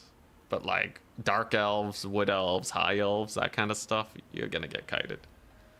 I do wonder if the Exalted Hero can do anything. A free Buna is pretty hype. That will pay off for like half of himself. And if you're really taking your time, I guess you might as well.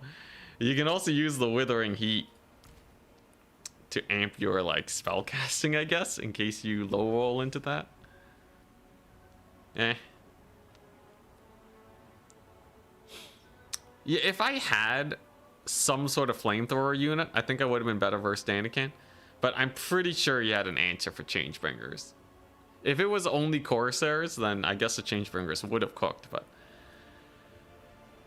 I don't know, man. I don't know. In fact, we can check right now. Replays. Danican. Wow, he actually didn't have anything. Oh, now I feel ripped off. Bro, if I had one Changebringer, he would have been a dead man. There's literally nothing here for Changebringers. Oh my gosh. All right, next time. I guess he had the Master in the air, but like, that's not gonna... Bro, I could have cooked. All right, next time, next time. Yo, is there anyone with restock? Does Malachi have restock? No, it's an item.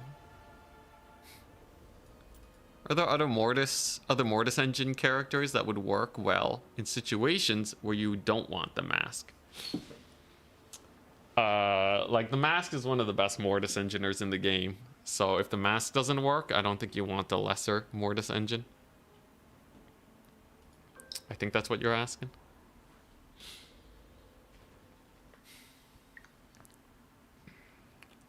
IMO Tzeentch is only good in matchups where the Changebringers are good. How true. They need to at least be a threat because it forces them to take other stuff. But yeah, I think if I man, I think you always have to have a Changebringer as Tzeentch. It's kind of like how you always need Tempest against flying factions.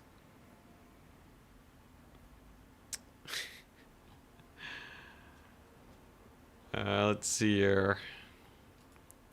Yeah, man, I could actually beat Danican. That's kind of wild. It's kind of wild. I just really wasn't expecting a build like that. I guess you could just always have a Changebringer-esque build, like a Changebringer or Exalted Flamer build, and then just kind of kite them. Like, I won't lie, the early game wasn't that bad for us. I could also camp the mask underneath some units, and they can tank Doombolt. Like the Knights of Immolation, maybe. Though, honestly, Spirit Leech spam would be kind of annoying, too. I don't know, maybe there's something. But yeah, Changebringer's in reserve. I just need something to poke for a little bit. I guess the Screamers are not bad. If I can just squeeze them in somehow. Take like a Zongor for cat weight instead. Oh, that's not terrible. Okay, yeah. This way I can use my Screamers early. Expensive army, absolutely. Aeson the Fallen's weird, but like, I don't know, what else kites? Like a Lord of Change is not it, right? Yeah, they have 3 spells. Each spell is like 100 gold worth of value. So it's not like it can do some weird D-summon shenanigans. Look, just give Tzeentch War Wagons, man. Give any faction War Wagons and I can win with them. Honestly, just give me 4 War Wagons. I think I could beat a lot of people. It's just so good, man. I can have War Wagons and Skaven Slaves, and I think it would be better than the Tzeentch roster.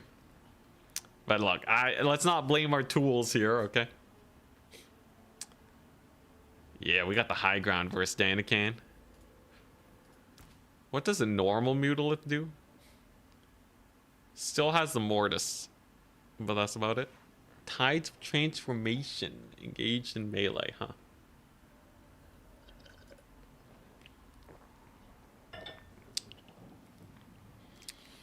Is there anything here worth my while? Oh man, the Soul Grinder tech. I never feel good about the Soul Grinder. Maybe I should just run it though.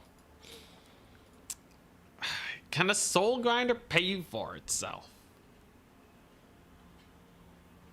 Need a really good target for it.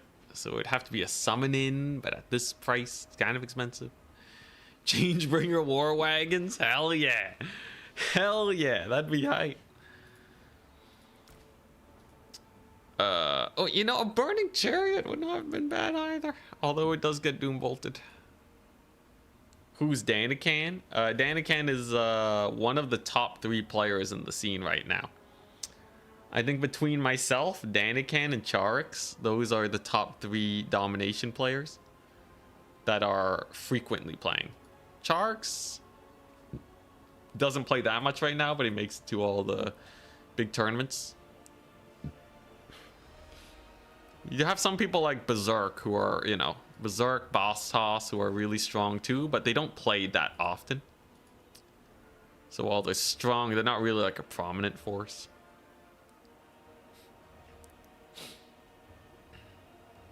Soul Grinders are good, I swear. Aeson the Fallen got 3,300 value. Alright. Are you telling me they're gonna do better than Aeson? Because I don't have that many single entities. I could run the Exalted Hero, maybe. What's the cheapest Exalted Hero I could take? 1,125? Bro! Why are you so expensive? I was thinking maybe we could just Book of Secrets spam and get a hell of a lot of value and desummon them, but that would not pay for itself. Changeling into Kairos to send a message. Yeah, it would send a message that I am throwing money away. If I can win despite that, that's pretty impressive. It only sends a message if you win though. I think that's the main issue. What does this guy have? Searing Doom, Golden Hounds. Man, I wish like, you know, Lords of Change were more popular. I feel like they're kind of cool, but people don't really like single entity play, so I kind of get it. Aerial and then heal Aeson. I think people have tried stuff like that before, but Aerial's too expensive. You want to see the price? 3,200. That's Bellacore levels of expensive. That's too much. It's a bit too much. A cold. That's old meta. I think Mask is the best melee lord. If Tzeentch had a good spellcaster hero, it would be better. I think the Chaos Sorcerer of Metal's not bad, but not amazing. At 1,000, they're a little expensive, but Skull of Catan is kind of jokes, and they have a horse. I think Screamers are not bad. I might try one Soul Grinder game just to see if they have some sick pokening. They definitely can control a lot of space, I'll give them that. On a big flat map, you can just kind of poke at their lord. Just be super annoying with them and buy space for your Changebringers to get work done.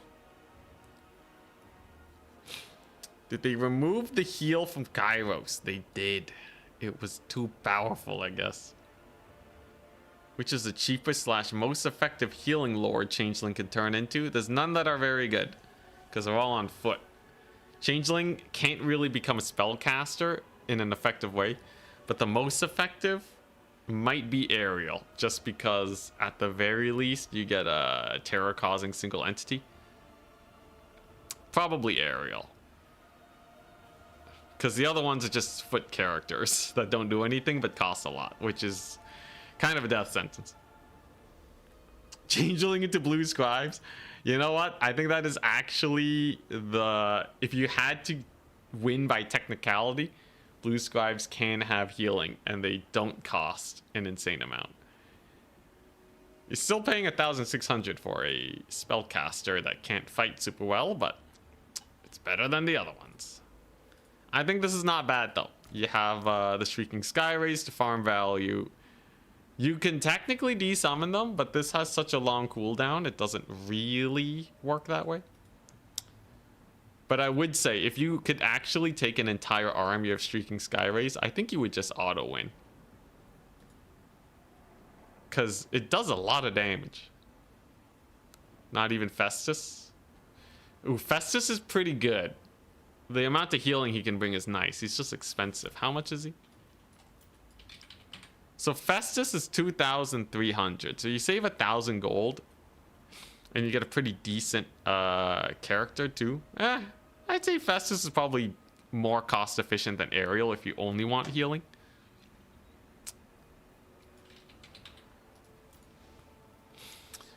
Alright, back to figuring out what in the world can kite in this roster. I might even want... Cockatrice is not going to kill Scourge Runners, though.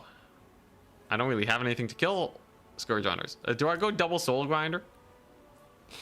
Double Soul Grinder is kind of asking to get triple cap, though, which severely mitigates my ability to kite. I need... Well, I guess the mask means that I can hold a point regardless, right? So maybe I do.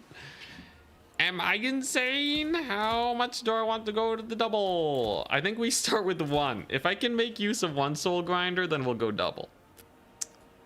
But let's not be crazy here, okay? Yeah, so this is enough to hold a point. The mask and a Zongor. That's very hard to dislodge. And then we have our mobility to capture points. We have the Sky Rays to farm value. I kind of dig this. I think this is actually getting somewhere. A bunch of noobs in chat. That's how it'd be. Yes, you get Mortis Engine with Festus. But yeah, you don't... at the end of the day, you don't want to pay 2,000 gold for Festus. Blue Fire Spam, no good for Scourge Runners. It's okay, but you can just summon more Scourge Runners. Blue Fire Spam's not bad, though. Like, you can get a lot of value, but, like, if you're gonna do that, you should just play Kairos. Which, honestly, I'm not gonna lie. I think Kairos is better than the Mask. Even though the Mask feels pretty fun to play around with. The price you have to pay for a spellcaster that doesn't do much kind of makes the strategy not work. Because the spellcaster's just too expensive, man. Like, let's take a look at this guy. Okay, so you can get a spellcaster for 750. The Empire can take spellcasters for 350 gold. Empire has the cheapest spellcasters. You can put them on a horse, and they get close to cultist tier. Burning Head is okay, I guess. Ignore the spell. I guess you could take him with the Fireball. Yeah, he's still more expensive than your average Empire spellcaster. You gotta do this stuff. He is cheaper, but he's still not the greatest. Yeah, we live stream.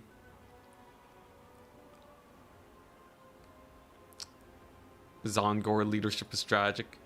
62, slightly higher than Ogres.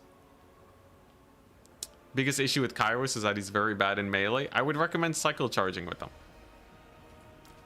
When Kairos is charging, he will have 55 melee attack. That is just enough to punch through the, you know, the melee defense of many characters. And honestly, he still hits pretty hard. 420 is a lot. He's not gonna kill Lewin or anything, but he's actually scary enough to punish most single entities from diving in alone. And it's also enough to hit infantry on the charge. So, practically speaking, at a high level, Kairos is actually a decent fighter.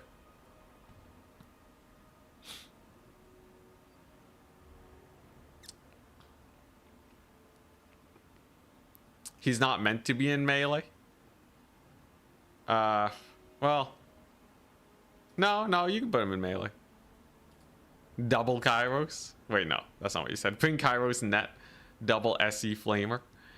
That can kill like one Scourge runner every few minutes. It's not terrible. All right, 4th round will be starting soon. I gotta win this though. Danican. Okay, currently we are in 5th place. Interesting. It's gonna be close. I don't know if we qualify.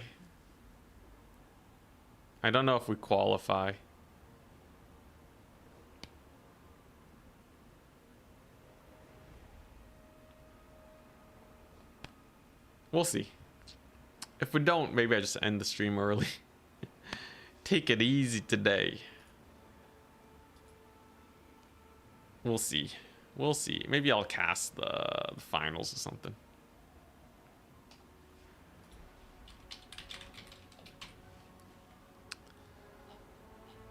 It is still kind of... Oh, nice. The 4th round has begun.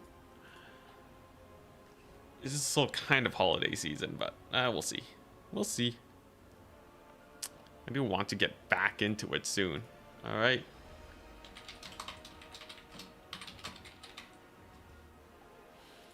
All right, let's see. What does my opponent picking?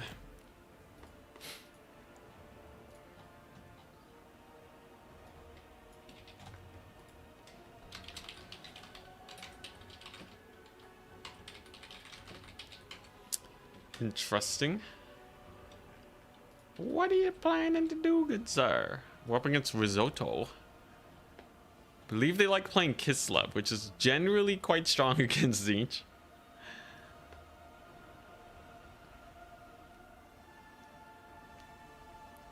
I can't tell if people are beefing in chat, by the way. If you are, if you have any sense that beefing is happening in chat, take it to Discord. I don't know. That's a general rule. That's a general policy for my chat. No one wants to see other people beef it. Oh, actually, some people like seeing drama, but not here. All right, what are they playing? What are they playing?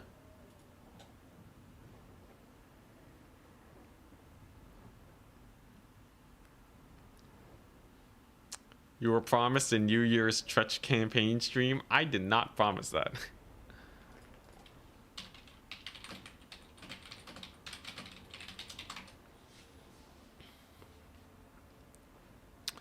So what, we got Jade Tomb, Glinty Toofs, and Altar of the Champion. I think I'm probably banning Altar if I'm kiting. Glinty Toofs and Jade Tomb are okay, I guess. Okay.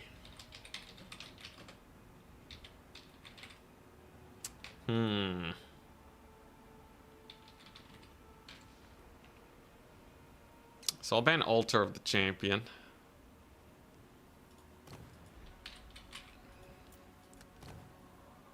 We're playing on Jade Tomb. Oh boy. Alrighty.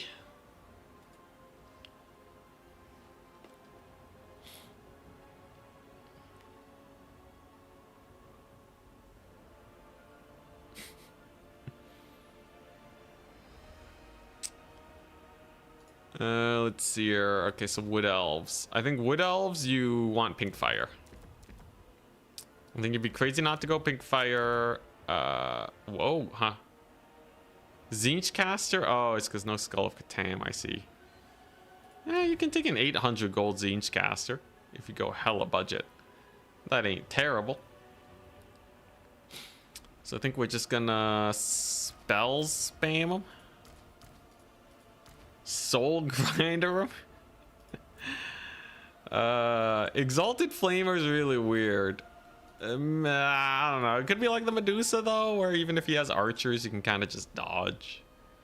I know Furies are not bad, but I'm very much so expecting a Tempest or something.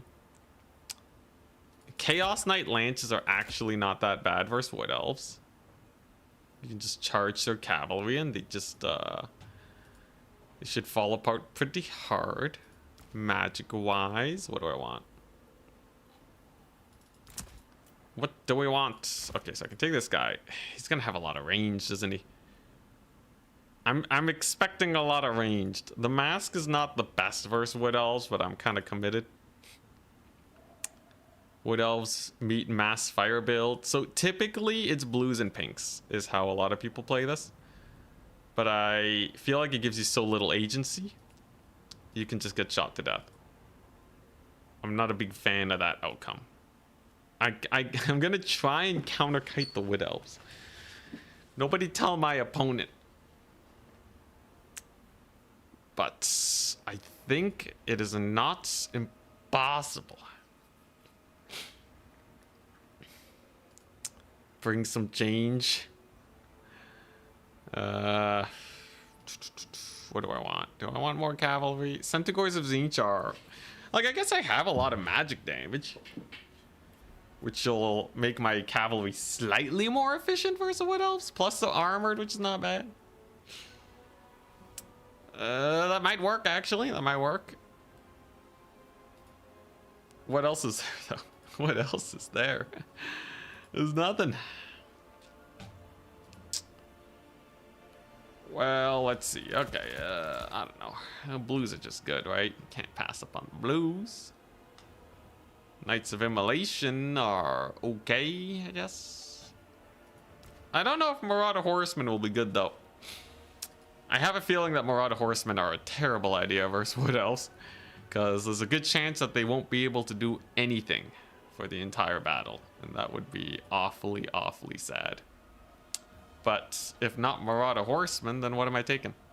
Zongors? I think a melee fight. We're trying to rush them is just death. I could start with the melee cav. That would be interesting. So kite with the cav max. Mayhaps. Mayhaps the shell cook. Not well, I don't think. Okay, alright. So I have a few sources of damage.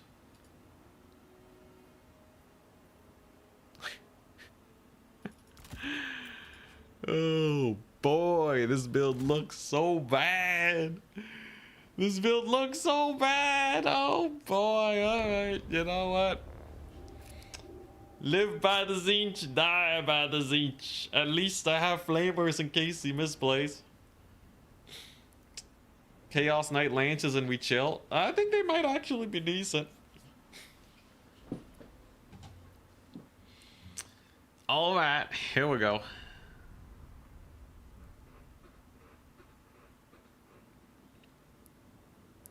I'm starting with 2 Chaos Knight Lances. I have the mask again, so that we can actually fight on points. The mask ensures that we can actually contest 1 point, because they can only be on 1 point at a time, but they will hunker down super hard. My opponent will not want to really rush into that business. I have a Soul Grinder of Tzeentch. 1, just 1. 2 would be insane. It would leave me very open to just getting rushed down or shot to death or what have you. You love it when I hate my build? Well, there you go. I have 7 units. Look at those Chaos Knights, though. And despair. Who will be despairing? I don't know, but man, do they look good. Wowza. This is an insanely insanely nice looking model. I got the changeling. We're gonna do some kite shenanigans with these guys. Get the screams going nice and early. You know we're gonna need them. All right, ready. Good luck, have fun.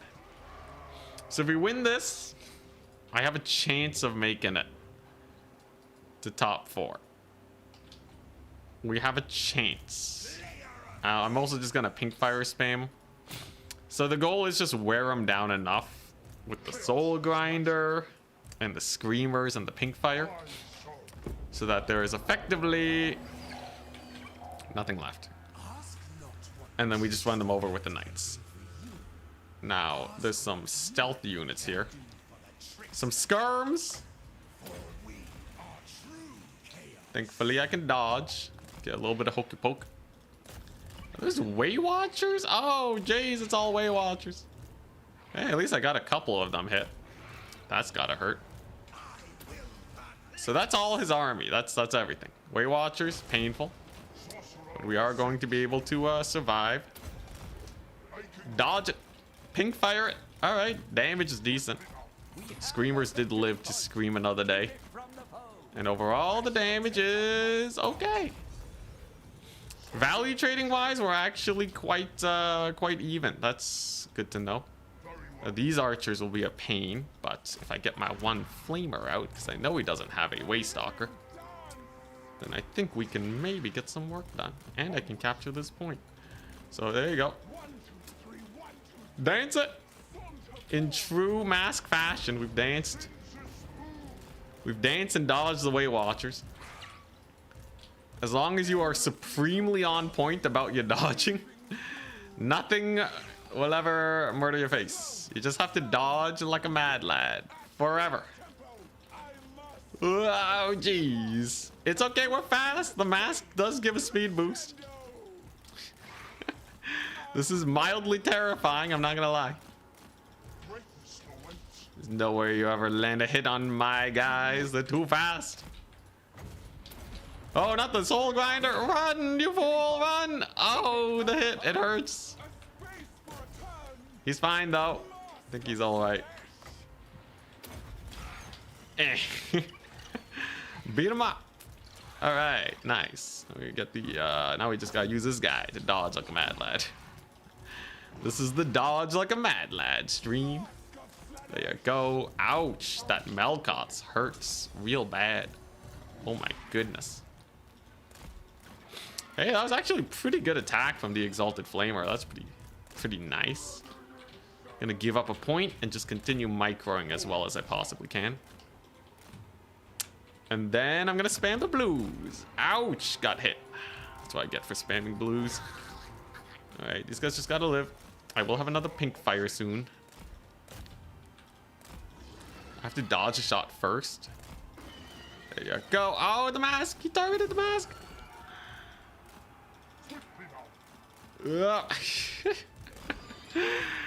Oh man, the amount of micro shenanigans that I gotta pull here for this to work is insane, but it is working. Exalted Flamer is still alive. Good to see, good to see. I can't lose this. I gotta make it. Gotta make it to the qualifying round. All right, there we go, and everybody's still alive. Very nice. We've done some good damage over there to them. All right. All right, reveal thy dudes.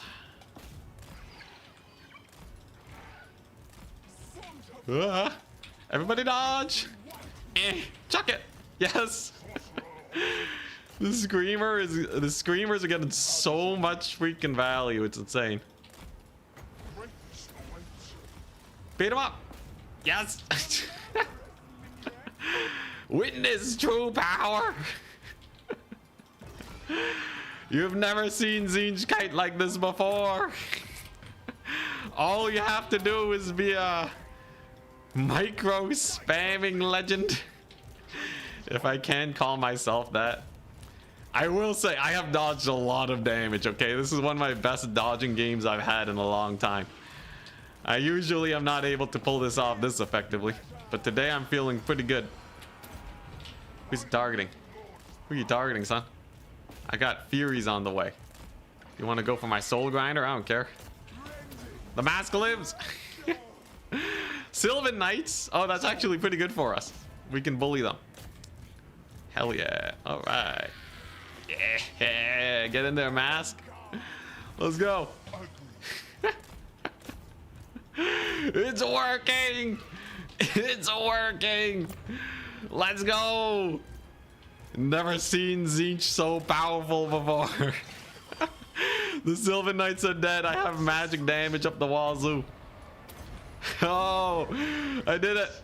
I've weathered the storm. Come on, one last screamer attack. Come on, come on. No, I couldn't get the last one off. It's okay though. The power of APM. All I had to do was everything.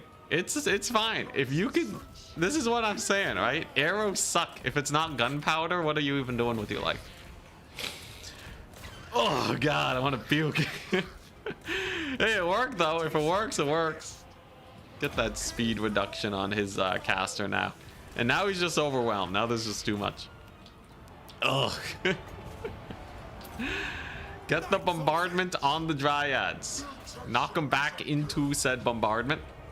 That should work out fairly well for us. Huzzah! Ah, glorious. Glorious Tzeentch trickery. That actually went really well. That went really, really well. How much value did this guy get? Almost 1,400. That's insane. Oh, jeez. I'm tired, boss. I'm so tired.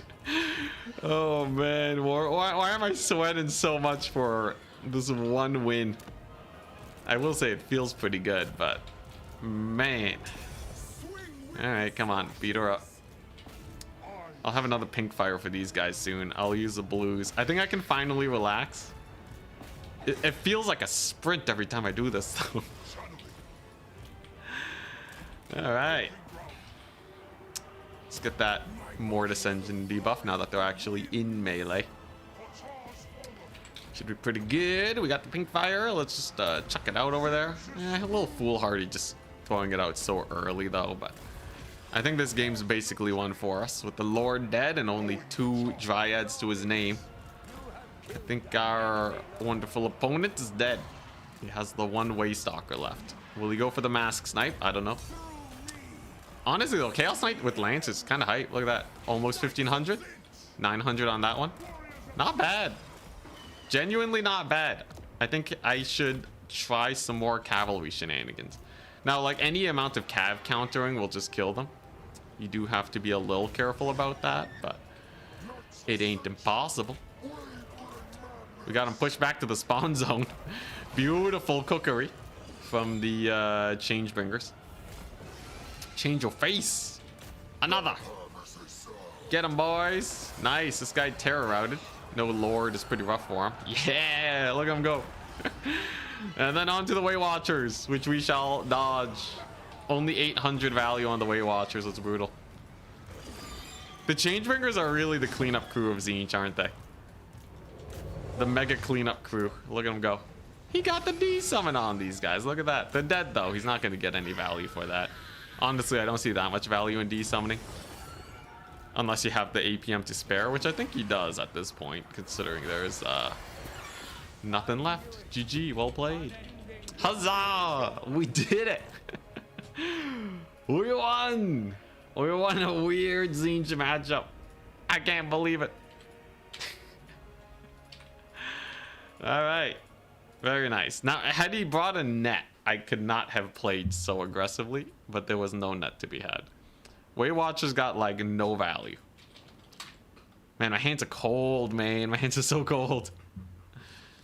Yeah, all you need is 1,200 APM. Dodge with like 3 single entities at the same time. Mask did great. Caster did great. Soul Grinder, terrible. Terrible. I guess he was a source of terror, but I think I could have done better with other stuff. Even if it's just an Exalted Flamer. Shrieking Skyrays are the bomb. I love Shrieking Skyrays. Cavalry, the bomb. Hell yeah. Exalted Flamer's the answer to Archer factions. I think this is the way. Changebringers did good cleanup. I like the Blue Swarm afterwards too. They were quite nice. I think this Fury killed an entire ROR Waywatcher. And Sylvan Knights was just a misplay. You don't take these guys for a Tzeentch. What was the value on the Screamers? Yeah. 1,100. This is kind of why you bring Prey of Anoth Rayma. Yeah, Prey of Anoth Rayma and we're done for. Though I think if he Waywatched my Soul Grinder more, the Soul Grinder is the one thing that can't dodge. Alternatively, you can use the Waywatchers and slow the Mask or this guy and then just shoot him. These guys have a slow, so they can just camp on the point. The Shrieking Skyrays, you definitely can just shoot them to death. The Waywatcher shots are a bit too fast. So I think he had the potential to kill them before they got a lot of value.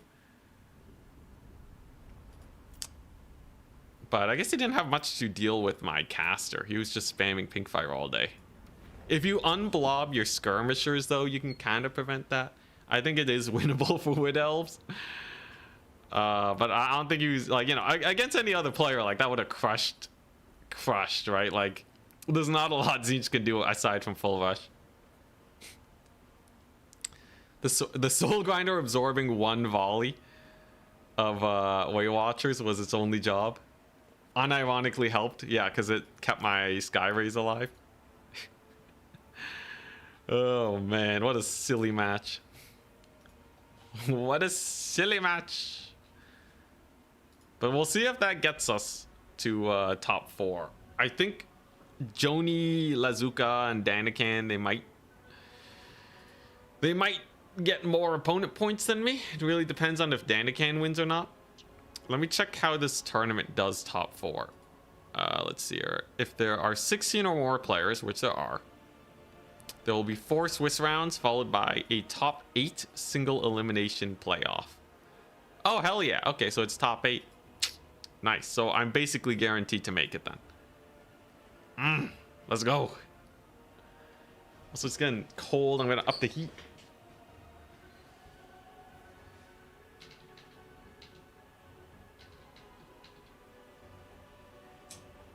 I should also throw on a sweater or something. Maybe I'll throw on a sweater, BRB.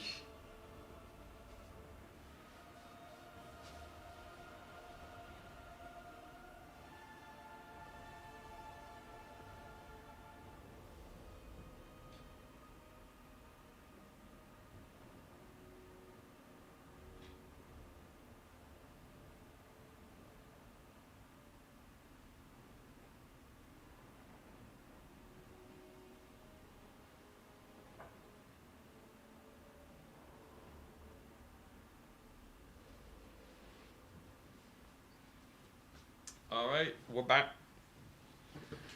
Sacrificial Soul Grinder. Jeez, yeah, I'm not a big fan of it. Technically, it kept his lord in the trees on a completely open map.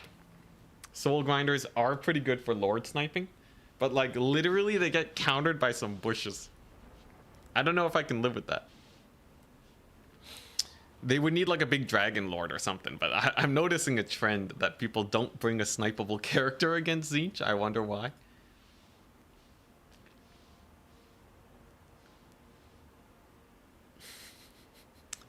Best dodging I've seen all year. Oh, we're gonna get those jokes for a while, aren't we?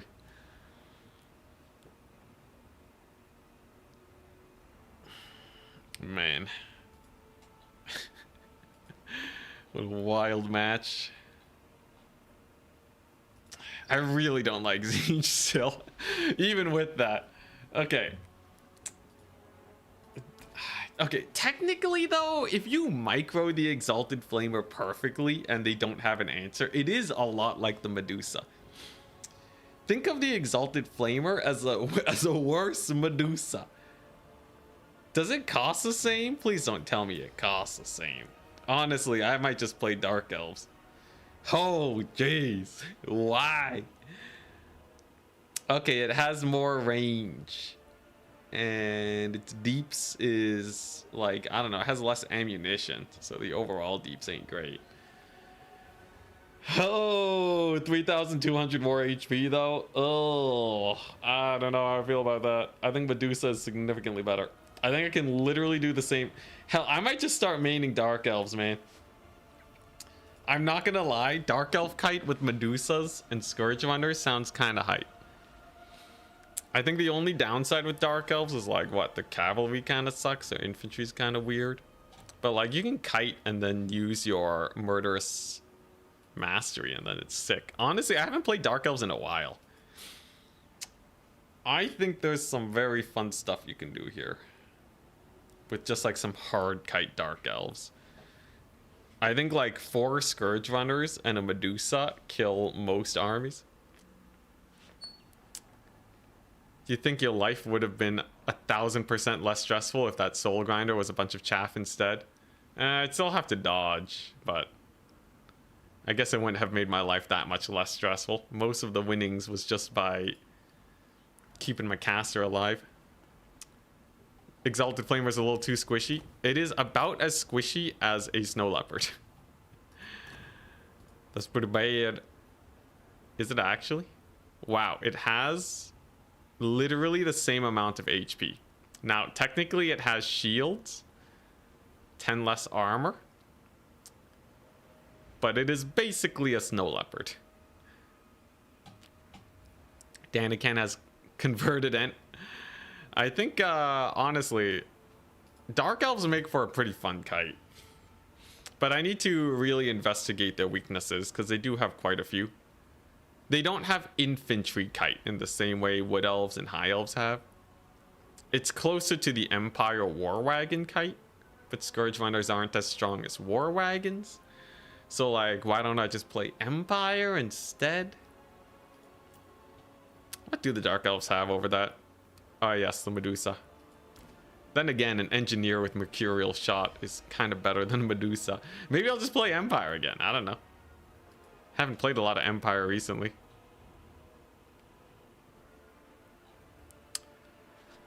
Enters the next Tzeentch Legendary Lord. We're cooking. Shenanigans abound. I feel like Tzeentch is the idea of Tzeentch. You know, it really goes well with me. One of my favorite colors in Magic the Gathering is blue. You could probably guess that. I feel like there's a strong overlap between kite players and blue control players. So, yeah. But I also like the Speed Demon. Blue-red. Do I just play blue-red? Honestly, blue-red seems kind of fitting.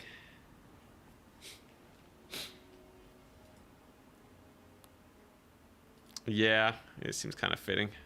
I don't like the swarminess of white.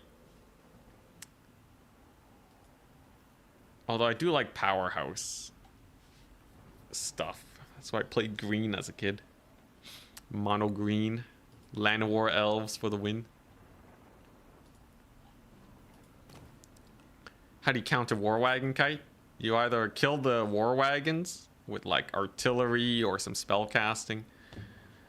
Skull of Catan Final Transmutation's not bad if they're blobbed, but a good enough player will just dodge that. The alternative is you can swarm them with cavalry. So like a fat melee rush with cavalry, that does pretty well. That's why Bretonia does not fear the War Wagon Kite.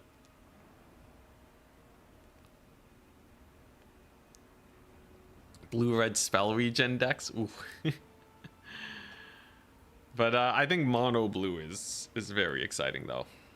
I quite like mono blue. Just control them to death. Make them run out of cards, you know. That's the real power play. I've just always been that kind of player. But yeah, let's see here. How do I feel about Dark Elf Kite? I should try it at least. I might actually be quite good at Dark Elf Kite. It's just the solutions are quite hard countery, unlike Waywatcher Kite. Shade Kite, I guess. They're not fast enough though, surely, right? Shades are faster than Waywatchers? Alright. They don't pivot and turn as well though, and of course their range just sucks. I think it's because yeah, I don't really have anything that can kill, just a few archers.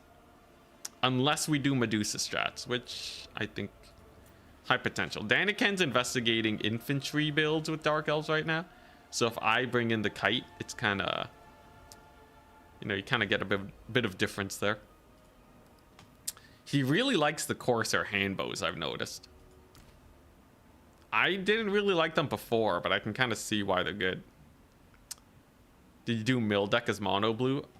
Not when I was a kid. I just didn't own the cards for that. But I did play mill and Hearthstone almost exclusively. Back when Hearthstone was new and fresh. When it was just Innervate Double Yeti. But yeah. I think mill decks is definitely the kite of card games. That's basically where you just have you just burn your opponent's entire deck. Because if you think about it, right, you can make them draw a ton of cards. They can't play all of them. And then you counter all the cards that would beat you until they eventually run out of cards, and then they lose the game because they have no more deck. You actually lose if that happens. Which is a very unfun play style to go up against, but you're watching an Anticity stream. What do you expect?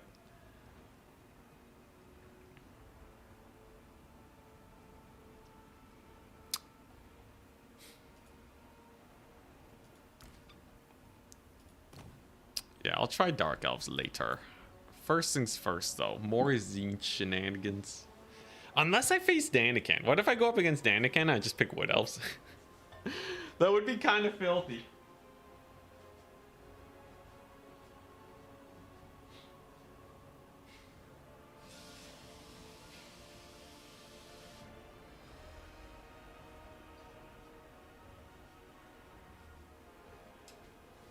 I think I kind of have to rematch Daniken's Dark Elves, though. It would be rude not to, right? I'm not here to just counter pick them. Total War Magic the Gathering? Oh, jeez. That would be, yeah, that'd be kind of crazy. And we're cool. Or, wait, no, what?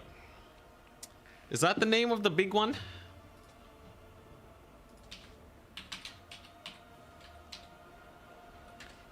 Yeah, and we're cool. It's a chonky monster. So it reads, Emrakul, the Aeon's Torn cannot be countered. When you cast it, you take an extra turn. It's flying, protection from all colored spells, Annihilator 6, which means when it attacks, your opponent has to get rid of 6 cards on the table. Most of the time, you'll have like 12 cards on the table. And when it goes into your graveyard, you get to reshuffle it into your library instead. It's hilarious.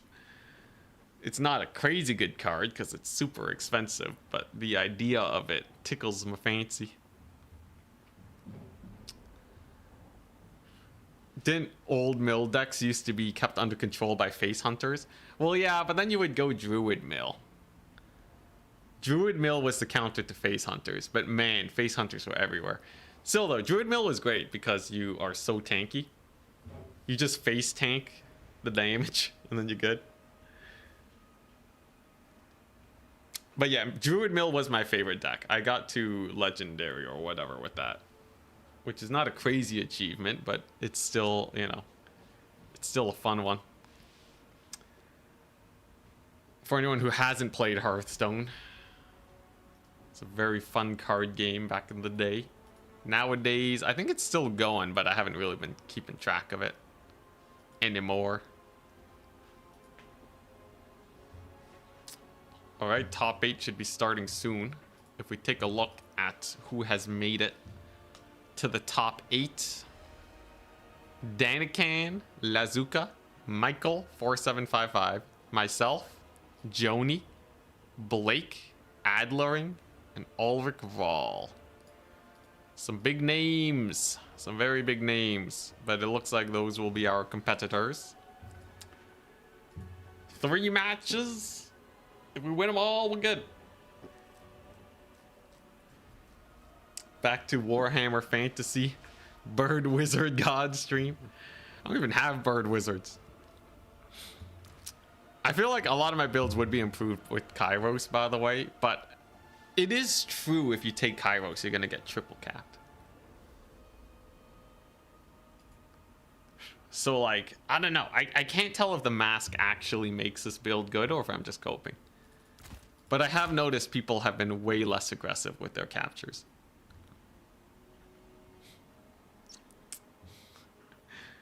Oh my gosh, the OG mill decks with millstones. Where the word came from? That's wild.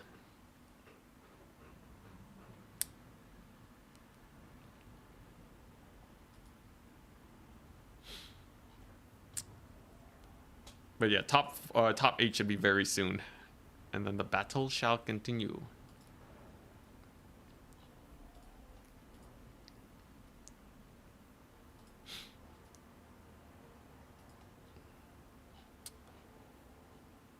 Let's see. Is there anything fun on... Man, I feel like there's nothing fun on the Tzeentch roster. Anyone else get that? There's not enough shenanigans that are viable. Like, if the Cockatrice was better. If the War Shrine was better. Maybe Aeson or Lords of Change or Soul Grinders. Exalted Flamers. But, like, none of it's really great feeling. Except for Changebringers. Man, Changebringers are hype.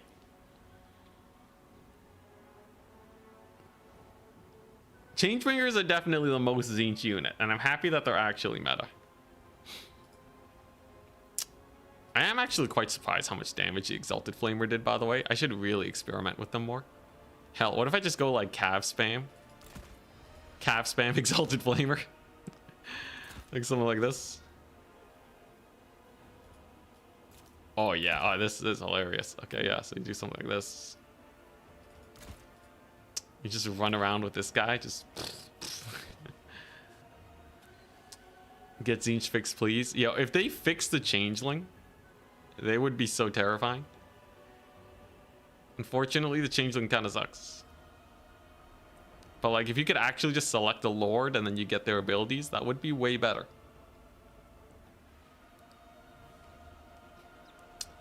Yeah, better line of sight. Well, Flamers are weird. They do weirdly little damage for a flamethrower unit. And I'm not sure why. I think it's just like where they're aiming is just off.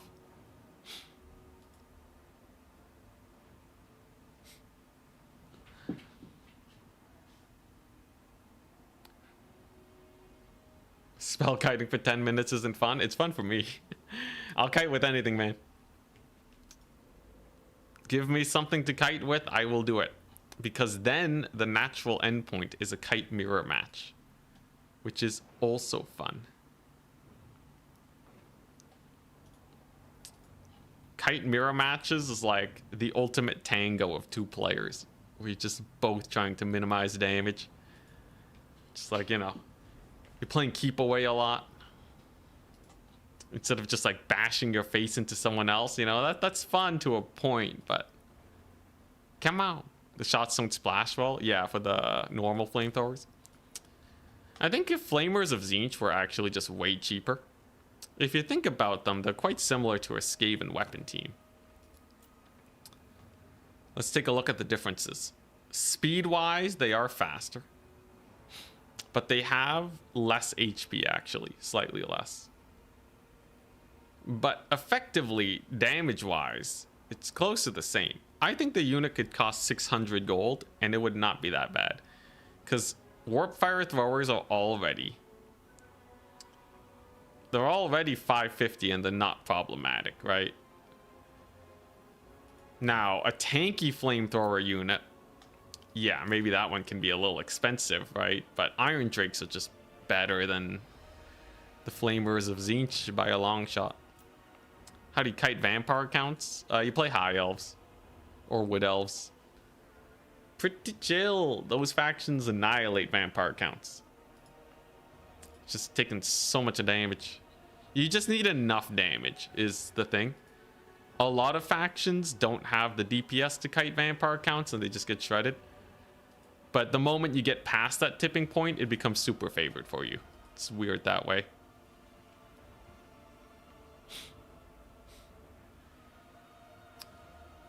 Anyways, I think this is almost getting there. We got the Chaos Knights.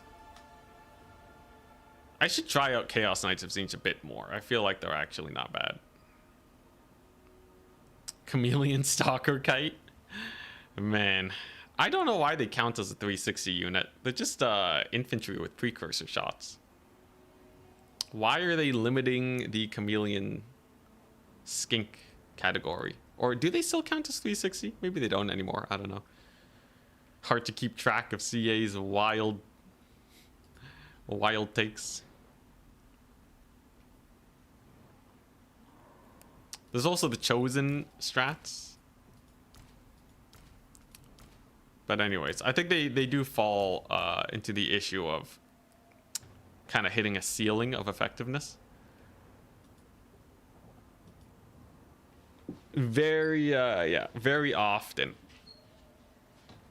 taking the slow infantry just doesn't really work against good enough players. Though Daniken did take Blackguard versus me. I kind of goobered.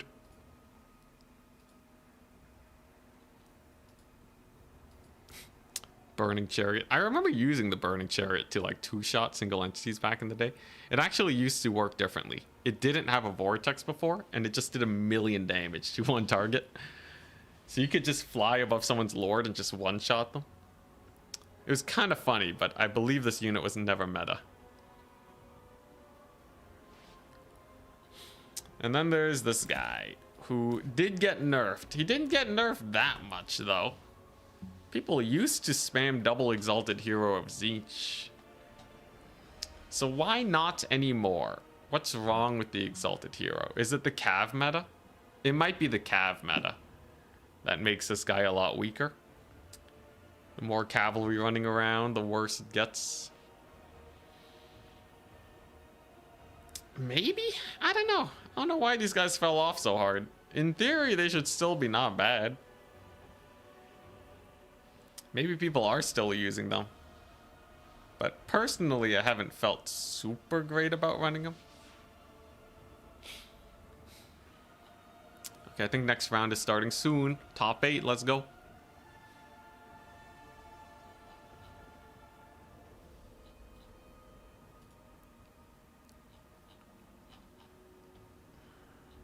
And playing Tzeentch really just makes me want a Dark Elf Kite. Or Empire Kite.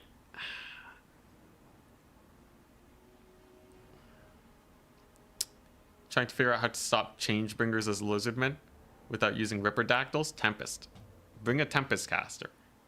That will ruin most things Tzeentch can do. And then you just take a bunch of Chameleon Skinks and you're probably fine.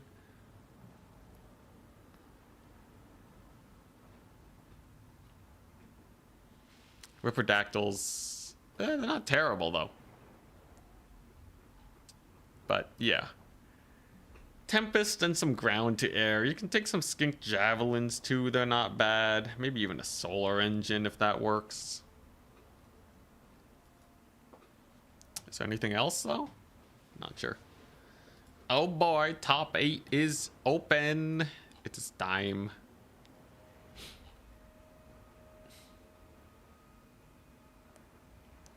Daniken, myself, Lazuka, Hobo Honkers, Joni, Michu, Adler, Death by Ricochet, and Ulrich Rahl. Some big names. Ulrich Rahl and Blake are facing off against each other. Dang it.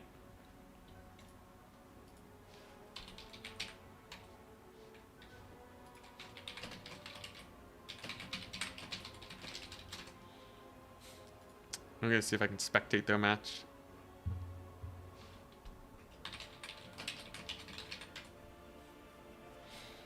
That way we don't have to just sit around and do nothing.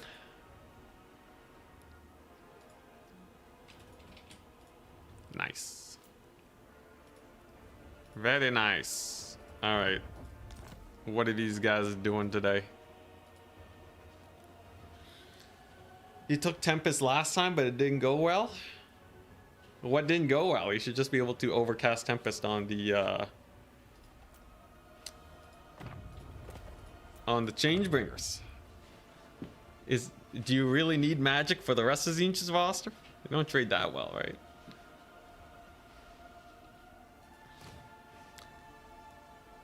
Stalking salamanders are okay, yeah. Just make sure your Lord is in range and you're fine. Make sure Tempest isn't on cooldown when they call the Changebringers.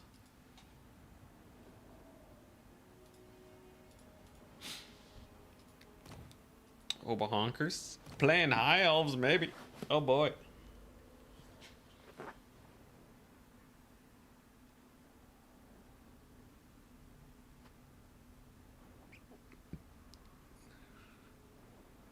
It's gonna be nice seeing a non-Tzeentch game.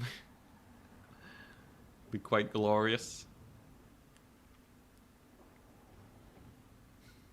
I wonder what Ulrich Rahl is going to play, though. I'm going to guess Vampire Counts. Because they have a lower chance of being countered in a blind pick, which is the format. I'm going to guess Vampire Counts. My second guess would be Empire? I think Ulrich Rahl enjoyed Empire before. I don't know. I don't see them playing a lot, though they've been playing more since the big tourney. I've been seeing them around. They come and go. They're one of the OGs, by the way. Ulrich Rahl has been playing for probably longer than 5 years. Kind of crazy.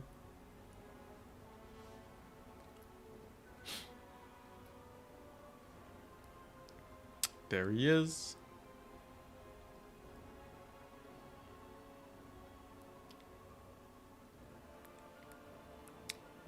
You always forget to overcast? Oh my gosh, dude, overcasting Tempest is like the only thing you should be doing. It does so much damage. Yo, if we get Bretonia versus High Elves, that'd be hype. Does Ulrich Rahl play Bretonia? I don't remember them playing Bretonia. Could be misremembering though.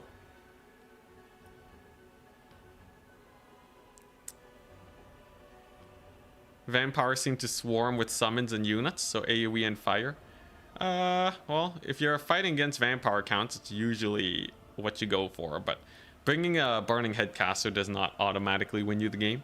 You need a lot of damage. So, Burning Head gets you part of the way there, but you need, like, quite a bit more. Got a lot of archers that can actually stay safe. Or a lot of high DPS infantry. Weirdly enough, we've been seeing Savage Orcs work against vampire counts because they do so much damage to zombies. It's pretty fun to see because it actually gives Greenskins a fairly nice shot against a lot of undead. You don't know which spells are worth overcasting and which ones aren't. Yeah, you kind of just have to memorize most of it. You can just look at the tooltip and just see. You know, a lot of damage spells, if you look at the overcast, you'll see that either it just like extends the range and that's not very useful, or it will extend the duration of damage. But, you know, like it might double the damage, but the price increase is less than double. And then you know that, like, yeah, it's pretty worth it to overcast then. That's basically it. Just the, you know, just look for damage efficiency and you'll get most of it down.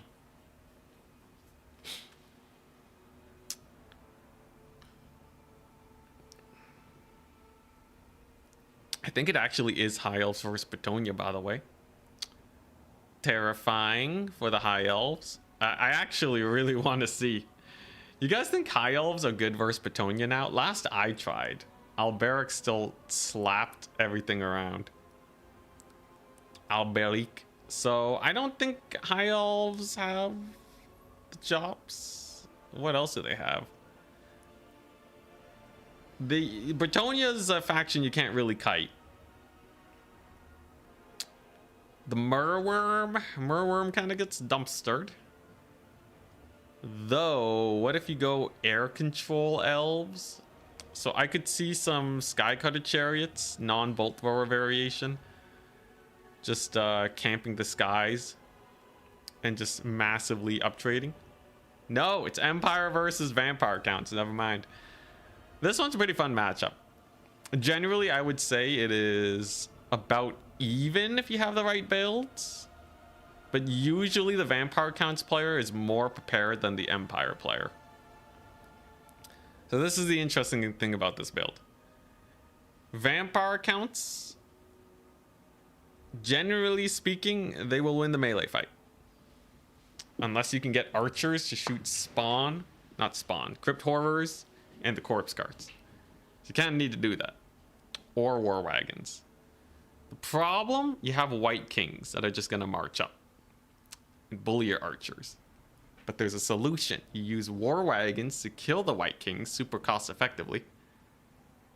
Then you can use them to punish the big units, and they're left with just a bunch of infantry.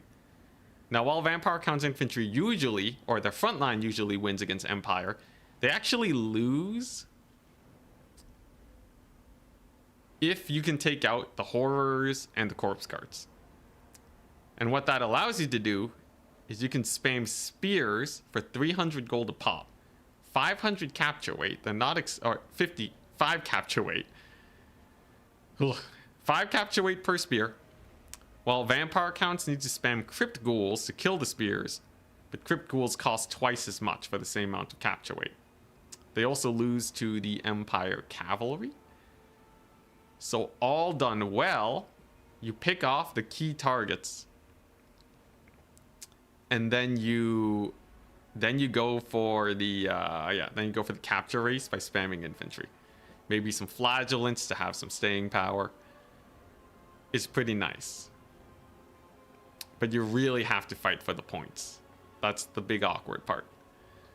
Now, Vampire counts, it's not like they don't have counters to this. Generally speaking, their cavalry's not going to be super great. But you can maybe try to sneak some cav. You can go for a more anti-infantry build. Go for a lot of ghouls, or maybe even you go for Grave Guard. That would require Empire to bring some different tools to take out. Maybe some grenade launchers or what have you. So that is an option. I wonder how these players will play it, though. If I had to guess, I think Hobo Honkers. Oh man, Hobo Honkers is kind of weird though. They like to cook a bit. I don't usually see them go hard meta. If he comes in with like 3 Blood Knights, I would not be surprised. Ulrich Rahl's a bit more of a traditional player. I would expect Ulrich Rahl to just have a standard main tide. Lots of archers, maybe some huntsmen, and then just a line of spears.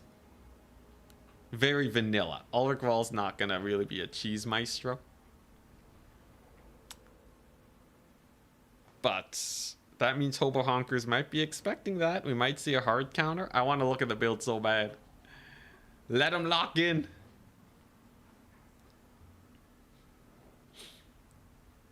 I'm very excited for this match. This is a very fun matchup, by the way. There's a lot of push and pull. I think there's a lot of ground to be explored. The big problem, though, is if Empire just doesn't know how to play it, they just die instantly. Whereas Vampire counts can kind of just do what they always do, and it's fine. This map, too, is also bad. It's Eastern Isle Colony. Not super great for war wagons. It's a little better for just the main tide spam. But would you get your face pushed in on this map? Maybe not. Maybe not, I think. Because it is a very nice defensive map. Hobo Honkers is ready. Oh boy. Are we going to see a Sunmaker? Sometimes people run the Sunmaker. It's very important that you don't get a disadvantage versus the Vampire counts. If you lose an expensive unit for free versus the counts, typically what happens is they'll just spam chaff and then just out capture you. So that makes life pretty hard. That makes life pretty hard for anyone trying to be fancy with more expensive stuff. This is a wild build, by the way. Oh. Okay, all right. So this is different from what I would typically bring. 4 halberds, which is asking to get scab scraps. I don't like the halberds. I do like the grenade launchers and the cav core. So this build is saying, I will try to kill you with grenade launcher spam. I think grenade launcher spam is very scary for counts. It's one of the highest DPS skirmish units in the entire game. It's in the name. They are grenade launchers. Straight up World War II unit in a fantasy setting. But if they get caught, it's pretty over. Look at these guys. Look at that magnificent beard. They're ready to get blasting. They'll also be nice for some early capture points, which is really important on this in this matchup. And Knights of the Blazing Sun will basically uptrade into all forms of vampire count shenanigans. We got a Crypt Ghoul Vanguard. But let's take a look at this. Resurgence of Karen rates. I don't know what happened, but people are just liking Karen rates more often now. Empire usually does not have a lot of magic damage, so that'll be quite nice. In fact, it's just Gelt and Plague of Rust, Searing Doom. Nothing too crazy. The double White King, pretty standard fare. Foot White Kings with Scab Scrat. Can't get more vanilla than that. And it's double Unholy Lodestone. Now, there's not a lot of things that can actually shoot these guys just yet. But these cost 500 a pop. It is pretty important that you keep them alive. And he's going to be positioning them pretty far back. Makes a lot of sense. Keeping them safe. Let's take a look at this caster. Oh, hell yeah. So he has Lesser Raise Dead as an ability. 1 use. But then he also has the spell Raise Dead. This is really good for disrupting skirmishers like those grenade launchers. Would very much so expect to see some of that. Especially since there's no wagons to shoot this guy.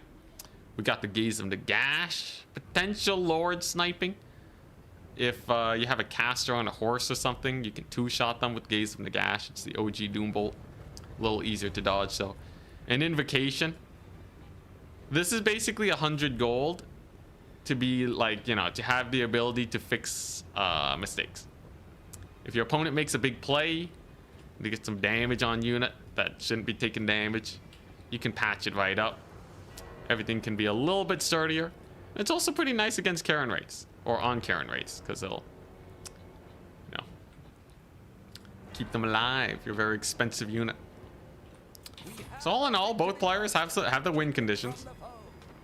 Capture point number 1 and 2 taken by the Empire. And the grenade launchers are out immediately. Konigstein Stalkers. Little ghostly skeleton boys here. They do not like that very much. They are not ethereal, despite looking like ghosts. And they are going to be getting charged immediately. Necromancer is trying to distract the grenade launchers, but it ain't doing that much. Konigstein Stalkers getting bullied a little bit. It's actually weird that they're not ethereal. I feel like they really should be. Grenade launchers have already gotten some pretty good deeps up. Hitting the zombies is technically not a lot of value gain, but it sets you up later in the match. Because these guys are just a lot of HP that you don't want to waste your infantry on. So that's not too bad. We got Knights of the Blazing Sun cooking pretty hard too here. They might get a kill on the corpse cart, but seeing the Karen rates, they don't want to be dragged down. They pull away. And overall, Empire hasn't suffered too many losses yet. That zombie summon though, double zombie summon on the Outriders is pretty painful. Bats, a little less painful. But if one grenade launcher goes down, that's already a little sketchy. Most of them are escaping though. So I don't think it's the end of the world for the Empire. But it really only takes a couple picks for things to go south.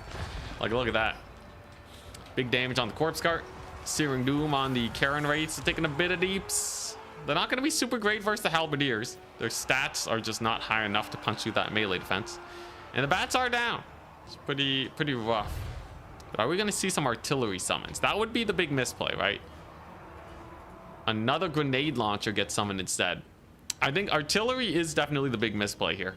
Because those Crypt Ghouls can just snipe them. They become a liability. They slow down your trading a lot of the time. Can be kind of sus. Overall, vampire counts are trading decently here too. They're getting a lot of damage on these knights. So while Empire can expedite the trading by cycle charging here, vampire counts are gaining in terms of units, which is not good. Searing Doom on zombies is not great. Both of these zombies are summons too, so that was actually a big waste of Searing Doom. Should have used it on the Graveguard instead. And Empire's faltering a little bit. Now we're seeing more guns, more DACA. Because they just want to kill everything. The DPS is high, and the Halberds are holding. White Kings are actually out of position to get the Scab Scrath on these guys too. A blessing for the Empire. Gaze them to gash. Not that much damage on the grenade launchers at all. But now we're seeing the kill pay. So this is kind of sus, right? The Feasters in the Dark, I believe, were just spotted by the Sterling's Revenge. They might just get charged by cavalry. That would be a pretty big loss. Searing Doom drops, but it's on zombies again. It's on fake zombies. I don't know if he realizes that. Halberdiers actually took friendly fire. I would say the magic casting for Empire is not the greatest today.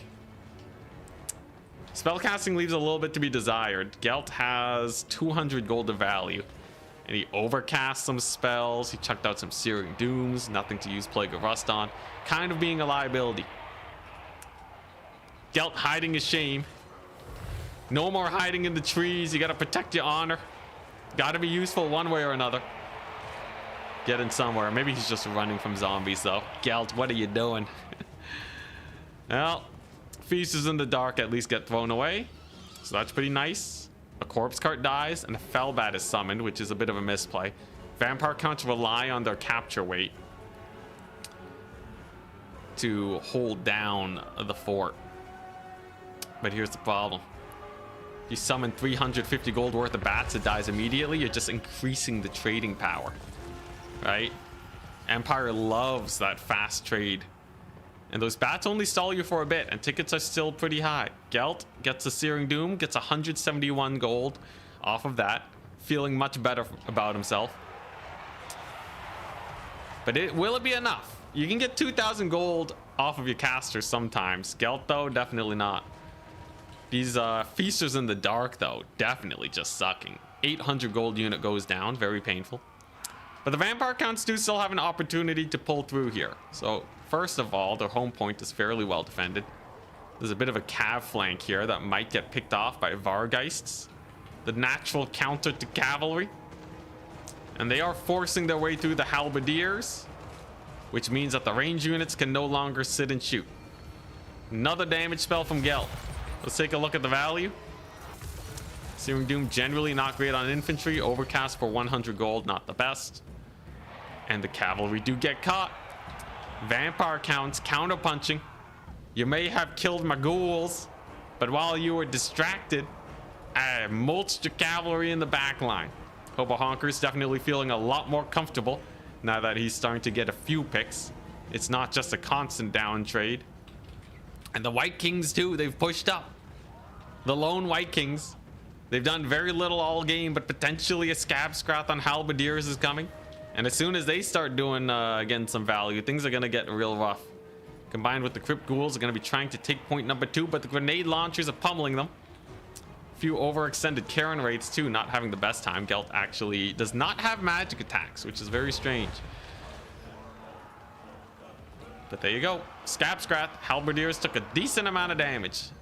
Not a perfectly positioned Scab Scrath, but enough to wear them down to the point where I think the White Kings will be able to capture this. Halberdiers basically stand no chance of capturing this point unless Hobo Honker severely misplays. And that's a pretty good counterpunch. It's a pretty good counterpunch. Between the loss of the cavalry and the push to point number 2, Empire is suddenly behind on trading, and by quite a significant amount too. 1,500 gold on trading. Am I playing another game? Yes. I am playing the winner of this match, actually. Which looks to be perhaps Hobo Honkers. Vampire counts, they have a fort. They have a corpse cart healing up this blob. And the grenade launchers have taken a decent amount of damage. But most importantly, they haven't been able to just sit and fire. They're constantly dealing with issues. Halberdiers, though. They might capture this point. We're looking at about 7 more seconds before they capture this, if they can kill this. We have some dire wolves, maybe some cavalry. Empire could potentially capture this point, and that would actually buy them a lot more time to trade. Good Searing Doom on the Crypt Ghouls too, okay. If Empire captures this, that would actually be really bad. Direwolves are dying, but the Halberdiers actually do have 5 capture weight to contest the Karen rates. This would be a disastrous situation for the Vampire counts if this goes down, as they'd be losing their triple cap and Empire might have a double cap going on. Vampire counts are very slow. They can't transition here very well. And it's close. But it's a cavalry capture weight to try and do it. White King getting body blocked by the cap, and will he make it? Oh, he barely makes it. Disaster for the Empire. Oh my goodness, the 0 pixel hold. Get scab scrapped, you fool. The White King's cackling.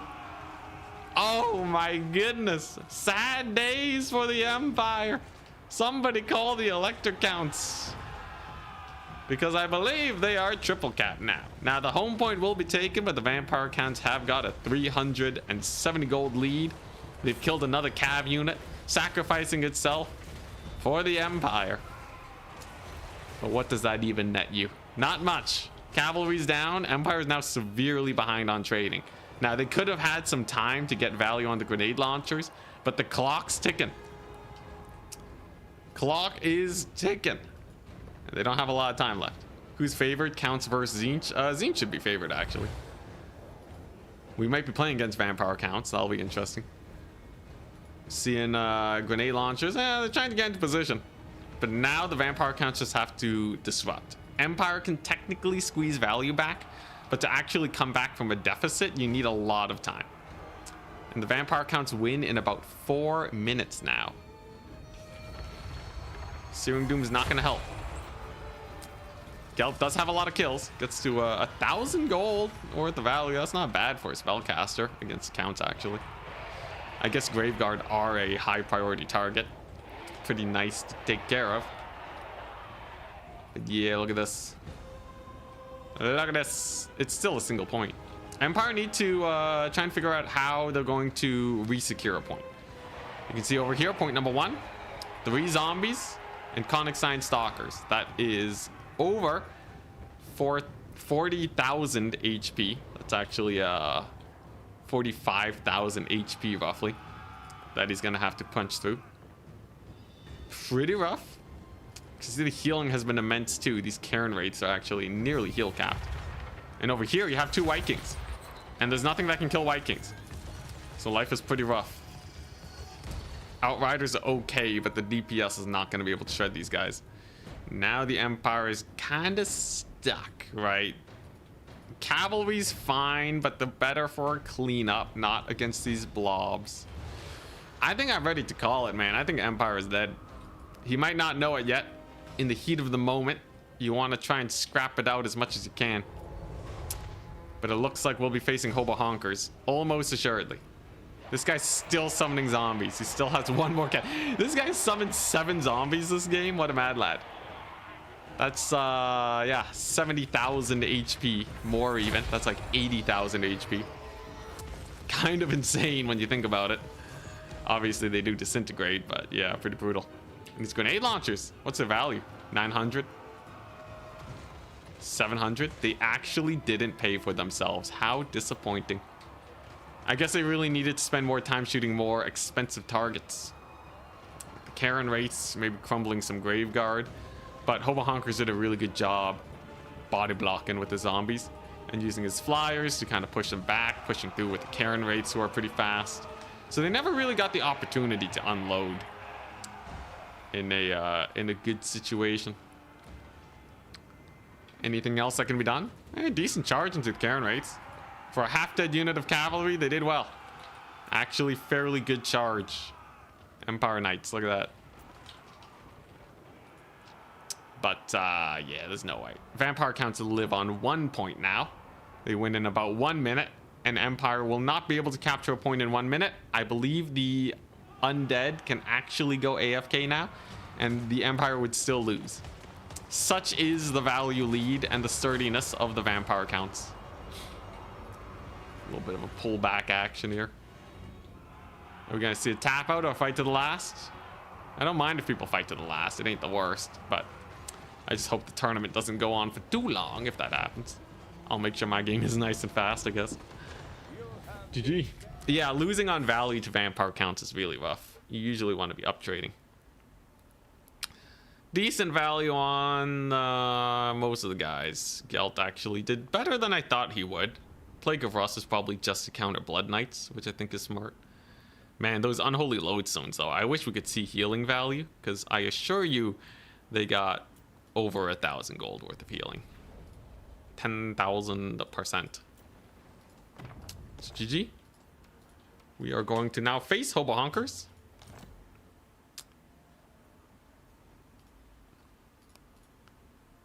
And we will select our factions. Hopefully they pick vampire accounts into my Tzeentch. That would be the best case scenario. In which case, Tzeentch is usually pretty good. The mask is actually quite funny against vampire counts. I don't know if he's going to bring a Lord Snipe build. If he does, I'm getting wrecked.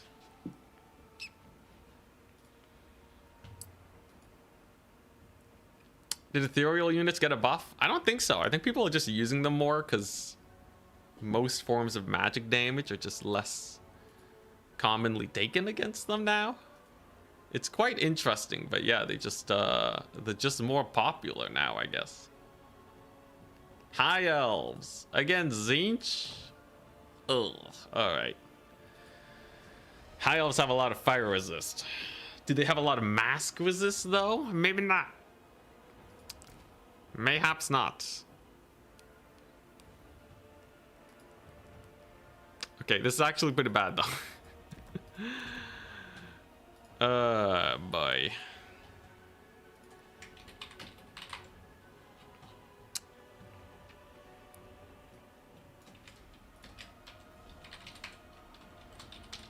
Well, Bane.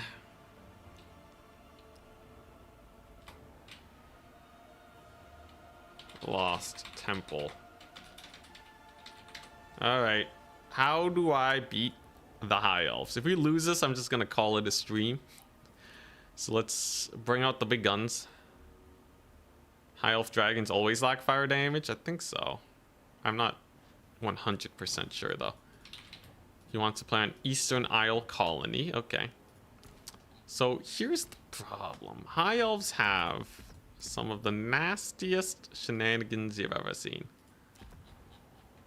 Yeah, they can kite. They can bring big single entities. And that honestly is enough to ruin me. That's enough. So I have to figure out how to punch through that. A big single entity core, I could take a bunch of horsemen. Here's the thing. Some guys on the High Elf roster have insane fire resist. And I believe all my range is fire damage. So that's a little awkward. I have some forms of non-fire damage units though. I have a few units that do not do fire damage. So that will give me some opportunity to get something done. Tempest is likely.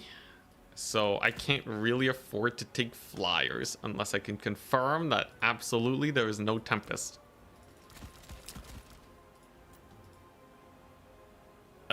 Let's see here. Are Centaurs of Tzeentch good here? I'm pretty sure they just get shot into oblivion. I think Chaos Knights might just have to be the way. And Zongors are alright. They're a decent unit. Silver shielded. They can tussle in a fight. I just need to not get shot to death is all, right? Just don't get shot to death. And you know what? This build is a build. It's a build. Yeah, it's alright. I feel like we're gonna see Caradrian. Something in my gut screams that we're gonna see Caradrian like Eldarian combo or something. And maybe we just get absolutely run over. I think there's a few builds that he could bring that we'd be fairly decent against. I could take the Soul Grinder. Wait, is the Soul Grinder actually not bad here if he brings some dragons? I'm pretty sure he can just hide with them though, right? But technically though, the Soul Grinder has some big deeps. technically they can do all right. So I think this is what we're going for. Bring regular flamers. They would get shot to death. Double exalted hero chariot with the basic caster. That would help for fighting. It's true. I think I have enough to deal with. I have enough to tussle, I think. At least we won't be defenseless. I have some means to uptrade, which is very nice. But if he brings even a soft counter to my build, I believe we're dead. Elves are squishy, you'll wreck them. If I can catch them.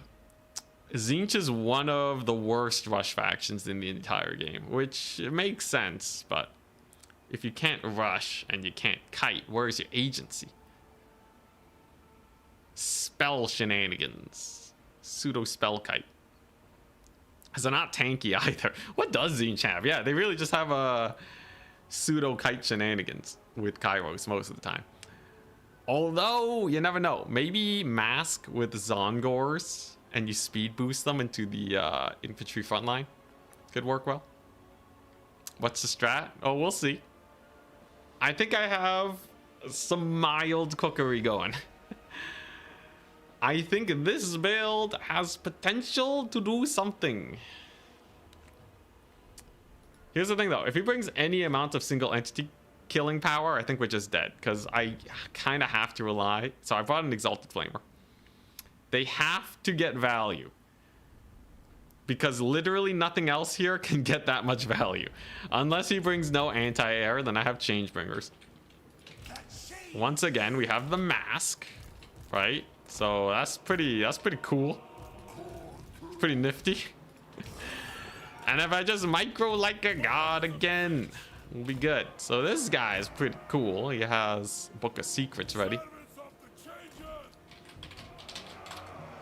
He has the Book of Secrets. He has anti-large. He's on a horse. He looks amazing. Look at that guy. Look at that sick model. Oops, sorry. Sorry for the whiplash. And that should stop any big single entity play. The knights are pretty cool.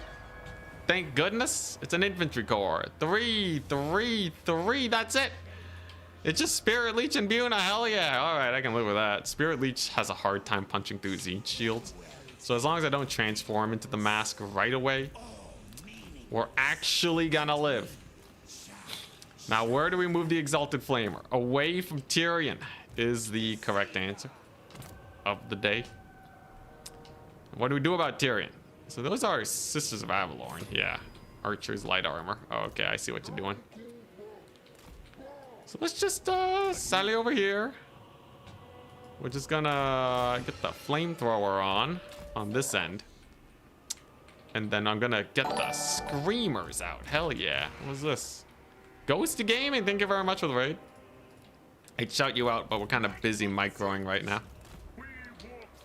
So I gotta deal with these here archers, essentially. And I think the screamers will be okay. I don't want to take any unnecessary damage. This is a kite game, not a capture point race. All right, we just gotta knock its Spirit Leech into oblivion. So he's trying to take some pot shots at me. We have some debuffs here. Oh, crap. Forgot about my Flamer. Flamer has some pretty crazy stagger animations, at least. All right, there you go. And that's the Buna. Let's go. We got the Buna. That's actually pretty huge. So Tyrion is actually in a kind of awkward position now. If we can catch Tyrion, that would be sick. Block him with the Exalted Flamer. We're going to tank a hit, but that's totally fine. Because if we just make sure this guy never escapes... Oh, he's done for. Oh, he's super done for. I'm okay throwing away the Exalted Flamer. If it means that... Oh, that's silver. No wonder they're expensive. Yeah, I'm okay throwing this guy away if we get to kill Tyrion. Tyrion is a prized object for us, okay? So we're just gonna mob him. Just mob boss him. This guy doesn't have any spell casting to punish me. Hell, I could take some Changebringers. Which is kind of wild, but I really can. Beat him up. There's a Spirit Leech. That's okay, though. I think we're just gonna wait for the support to show up, and then I'm gonna final transmutation. Yeah, so some archers are here. That's fine. I just want them to like really hard commit. Just commit. It's fine. You gotta save Tyrion, right? You just have to save Tyrion. Come on, buddy. Get in here. All right, this should do. This is good enough. Goodbye, Tyrion. You served well. But your time is now. I'm just gonna do this to get rid of these guys. Whoop. He's shooting my changebreakers. Pull him back. All right, so we took him to Pound Town. I should have changed the changeling way sooner. That's a misplay and a half, but it's okay. It's okay. It's okay. There you go. Slowed him. That's kind of silly by me not switching out the changebringer, but it's okay. He doesn't have enough archers to kill my changebringers, which is hilarious. Hell yeah. He's gone. Oh, yeah. Crap, I accidentally killed him. Now he can be resummoned a bit sooner. It's okay, though. I actually want him to stick around. Because, like, yeah, you really do want him to be gotten rid of. But I think that just does it. That honestly puts my opponent in an absolutely terrible position. Screamers can just alley-oop. Ooh, that was a lot of damage. That was a lot of damage. And the mask. What can you do against such reckless hate? Why can't I attack with the mask? All right, they're bugged. Let's go. They're bugged. Woo. Oh, I love this game so much. Is there any way I can save the mask? Is there any way I can save this? Any way I can salvage the situation? Dang it. All right, we're transforming back.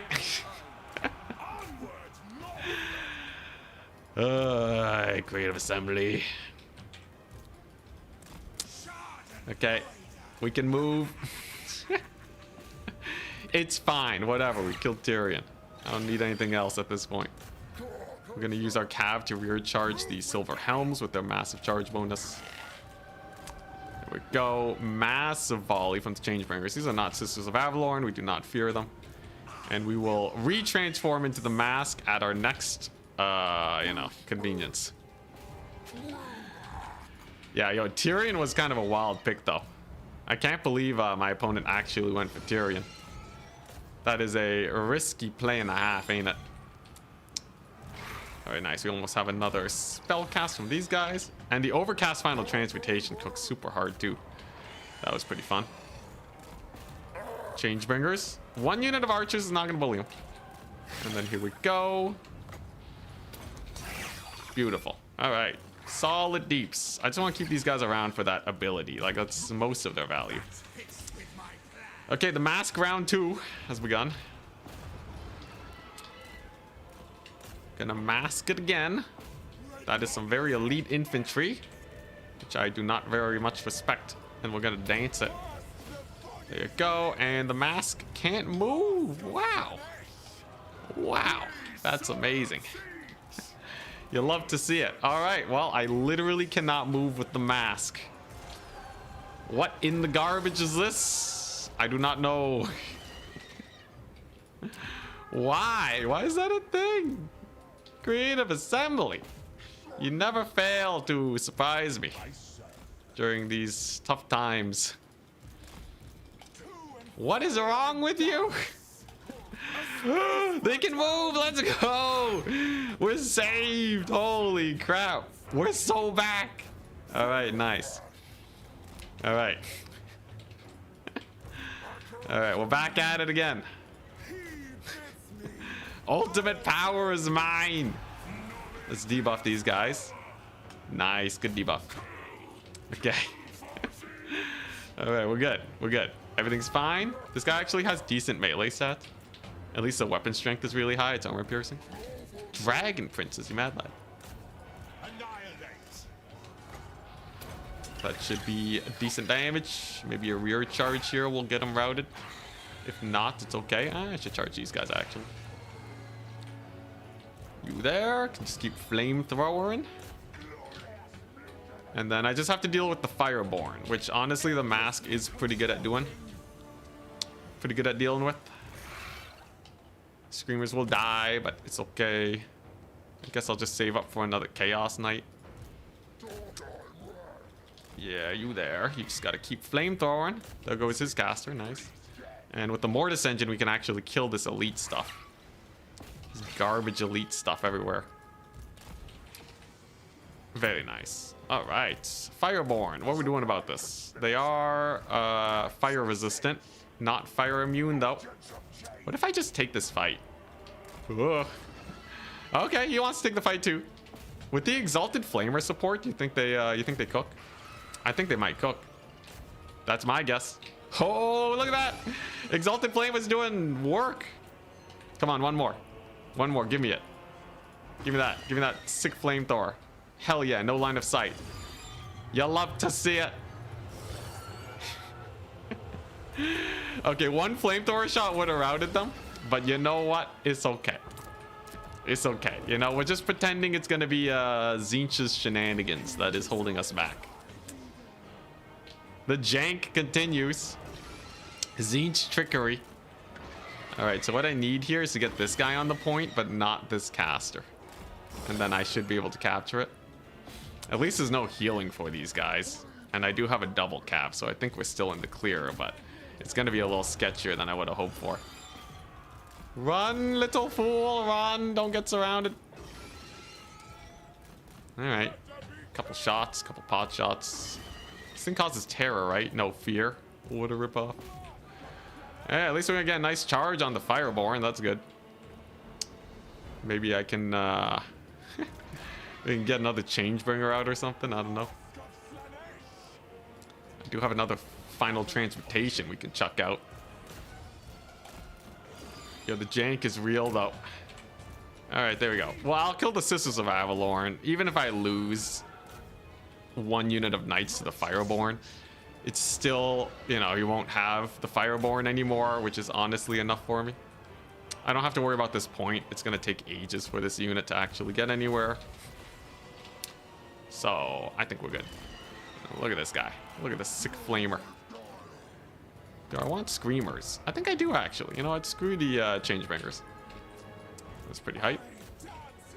It's actually a very pitched battle. It's kind of funny. Yep. Gonna get hit in the back. Just don't stagger animation too hard and get the shot down the pipe. I know you got this. I believe in you. Does this do damage to Cav? A little bit. Nothing crazy, though. Okay, nice. Wonderful Exalted Flamer shot. Fireborn are off the table now. We did successfully defend the point, and we routed off the Sisters of Avalorn. What is not to love? Should be pretty simple. Just, yeah, using the Flamer to bully these guys. And now I'll save up for Changebringers. Because there's no archers, right? It would be insane to summon archers. So, like, a unit of Changebringers should be enough to finish the job, I feel. These Screamers, they got the anti-large, so I'll just leave them in the fight. The Silverin shall die to this dude. Gets a Spirit Leech on the mask, doesn't matter. The tanky. I so want to final transmutate their face off, but yeah, there you go. There's Tyrion. Tyrion's come for round 2. Who will win? Tyrion or the mask? I have the vigor reduction ability. We're gonna send in all the boys. I'm gonna get the Changebringers. Changebringers basically seal his fate. I don't think there's coming back after that. All right, here we go. Hello, Tyrion. Welcome back to the world of the living. Let me send you back to the sweet comfort of being gold, I guess. He's gonna get the Spirit Leech on the mask, though. I do have anti-large, however. Mask has slipperiness. Now that his charge bonus has worn off, that should actually work out pretty well. Bada bing, bada boom. Tyrion gets smacked in the face. And what do you know? The man, the myth, the legend, the leader of the High Elves. Absolute chump change. He gets bullied. No, he healed. Oh, the mega heal. I thought he was going to get routed. What a Chad. My goodness, Tyrion.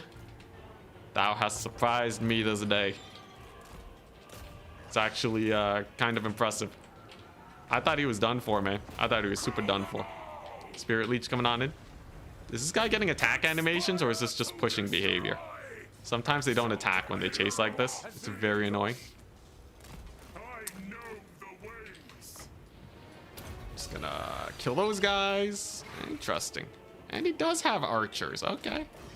All right, my guy's still tussling. I don't think he's gonna capture this point anytime soon, though. It looks like it'll be rather difficult. And I will be able to capture this one, so I'm still not that worried. Especially considering these Changebringers are just ludicrously good at killing everything. So I just need him to shoot a volley, and then I can counter fire here. That should bully them pretty bad. We have defended the home point again. Changebringers, let the cooking begin. A couple Loth and Seaguard are not going to be able to survive that. And then maybe we can kill off the caster so he doesn't capture the point very quickly. I'll just summon some knights, why not? This game ended up going on for a while, though, I must say. He does capture the point, but we do win on a single cap. And the Changebringers are just having the time of their lives. I think we're still fine. Though this game was awfully close due to a mix of jank and my opponent just playing very well. Does he have a Buna or something for these guys? I'd love it if they could actually stick around and live. What are those, Silver Helms? Not a big deal. What are you summoning? Oh, the Sisters of Avalorn, you mad lad. All right.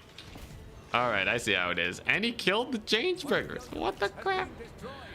Well, that's mildly unfortunate. Hey, look, I still have the double cap at the end of the day. I just got to chase off this caster here. Hopefully we can get there in time. A little flamethrower volley on these Silver Helms. Lit. Wow. The corner hit. Man, the jank in this game. The jank. It's too powerful. I'm too weak. Just kidding. We got this. Whoops. Huzzah. Loth and Seaguard are dead. Silver Helms bullied. Ugh. Alright. What a match, though. I think if he didn't bring Tyrion and lose him at the start, we were pretty dead in the water. I kind of had to make a sick play to win that. I don't think I've ever really felt a very decisive victory as Tzeentch. But victories, we do have. GG, well played to my opponent. That's going to put us into the top 2, I think. GG. Very nice. So let's go ahead and... oh no, that puts us in top 4. Dang, it's going to take a while. So Tzeentch versus High Elves. Tzeentch wins. We're up against Lazuka. Yo, yo. How'd the mask do? Hey, pretty good value. This guy got mega value, though. Punching Tyrion in the face. Same with this guy. Love the Exalted Flamer. I think Exalted Flamer is probably my favorite unit on the roster. Screamers, hell yeah. Changebringers did great. Lots of value there. We punished his Fireborn. And while he got a bit of value, it was just a bit too much. Alright, let's get to the grand finals. Let's do it. These Tzeentch games take forever, though, but I think as long as we make our army quickly with Lazuka, we'll be good to go.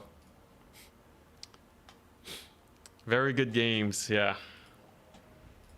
Tzeentch brings out the sweat. So, I have to play so sweaty for Tzeentch, though. Ain't no power tripping today. This ain't no Slanesh or Norska or Chaos. Nah, it's sweat for days. Yeah, Exalted Flamer. I gotta stop saying cooks. Can't overuse that, but no, they're great. Alright, now who's Lazuka playing? Let's see it. Empire. Okay. Alright. So, this is a situation where the wagoning could potentially end us here.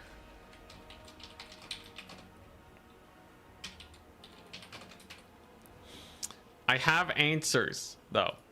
Alright? I have answers to the wagons.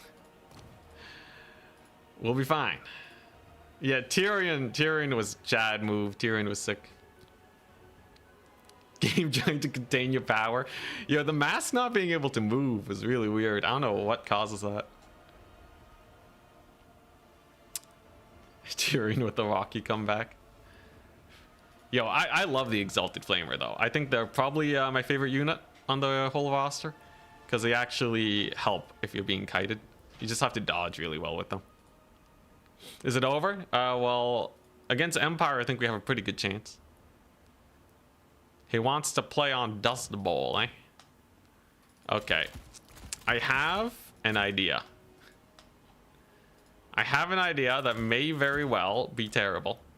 It may very well be the best thing you've ever seen.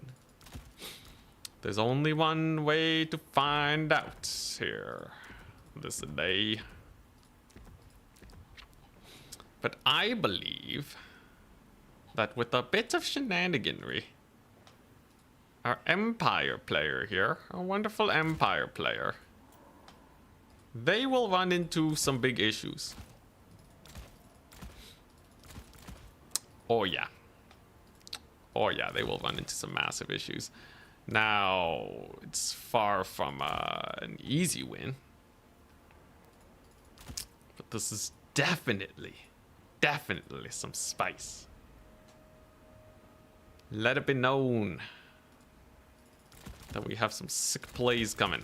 Ooh, alright. Alright, man. Alright, this is it. If this don't work, be mildly surprised. But this should actually be kind of terrifying. Okay, so I have this for contingency. I have this for contingency. And then, yeah, one of these. Alright. Give me a worst, son. Top 4 has started. That's what we're playing right now. Give me a worst.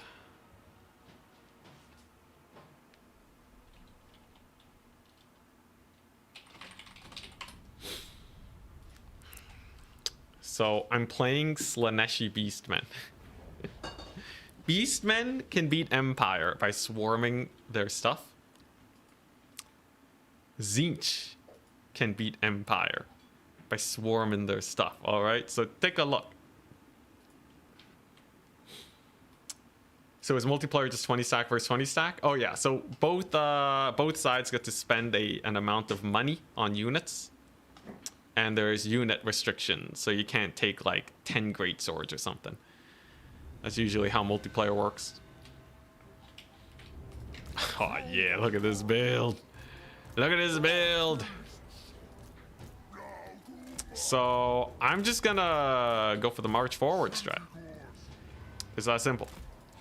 So if I just walk forward, turn this guy into the mask, and then take him to Pound Town, kill his cavalry, which is probably the biggest threat, I think we're good.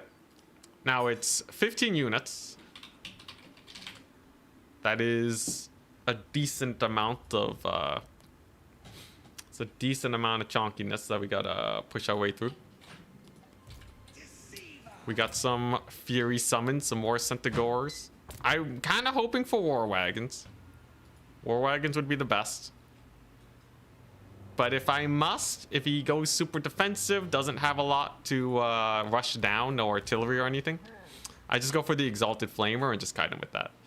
But yeah, it's actually a Beastman stack with the mask support.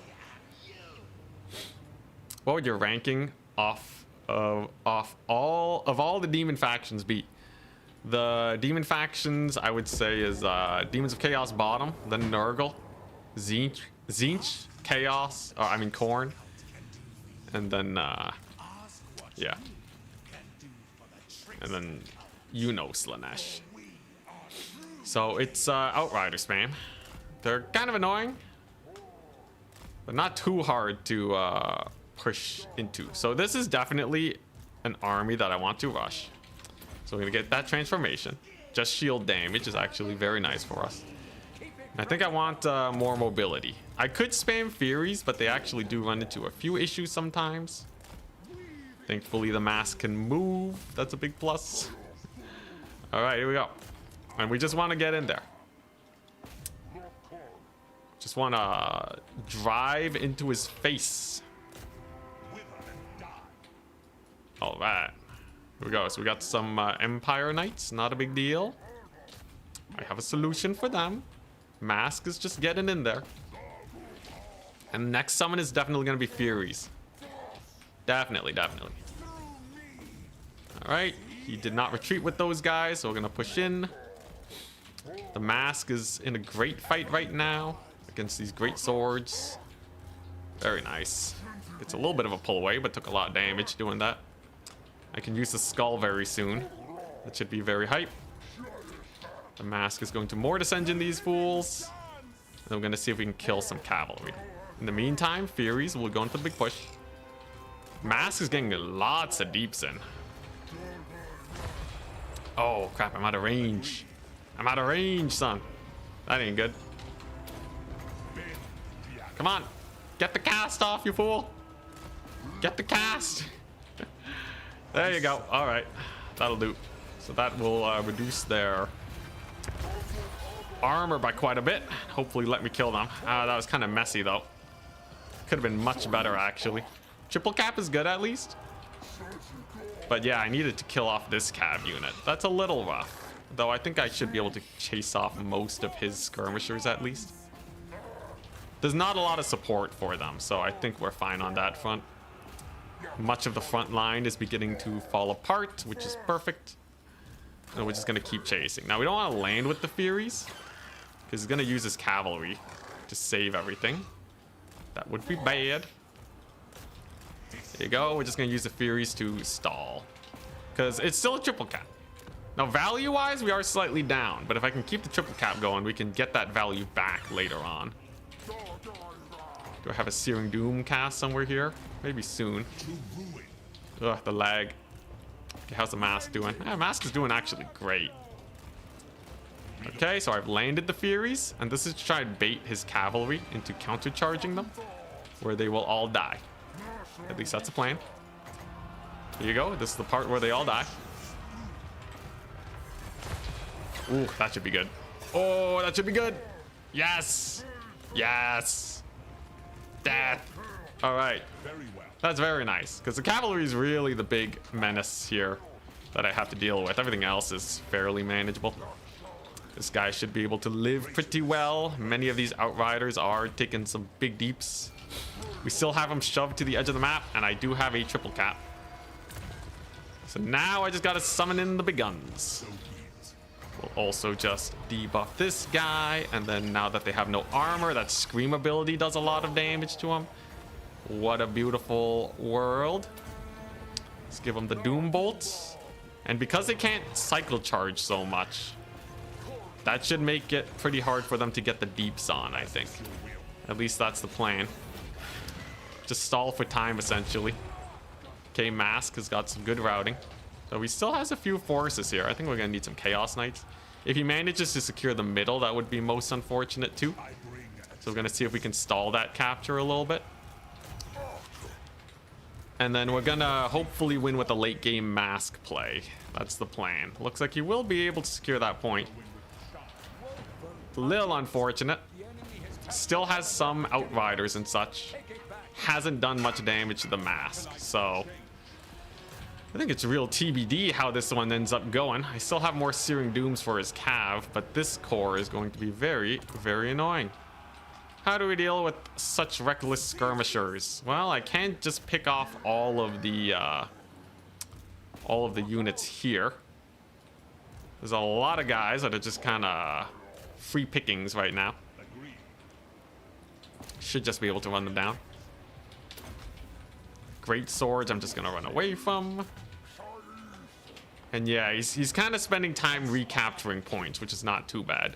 This is the great benefit of having the Mask. They are an extremely good point holder. So he can't just walk on this point, unlike with my other Tzeentch armies. It's just too risky.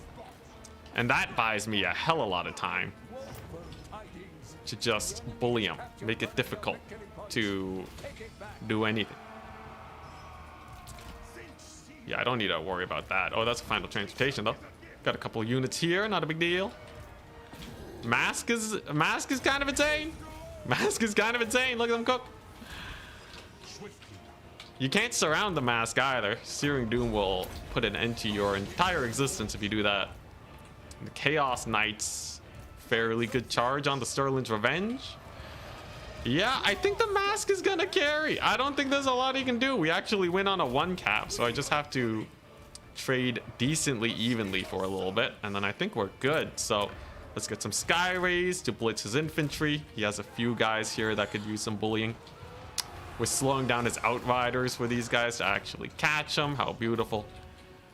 And then, oh no, my cavalry have been caught. Okay, give me 3 seconds. Give me 3 seconds. Oh no, my cavalry's been caught. Boom. All right, Searing Doom. So that's gonna be great. These guys suck against the they suck against this ability, by the way. Boop. Beautiful. Lots of deeps. Searing Dooms looking good. All right, very nice. And then I can disengage and secure that point. We'll keep them on the run. The mask is just being an absolute menace, as they should be. And that's a 2 cap still being held. I just have to start cleaning up all his forces here.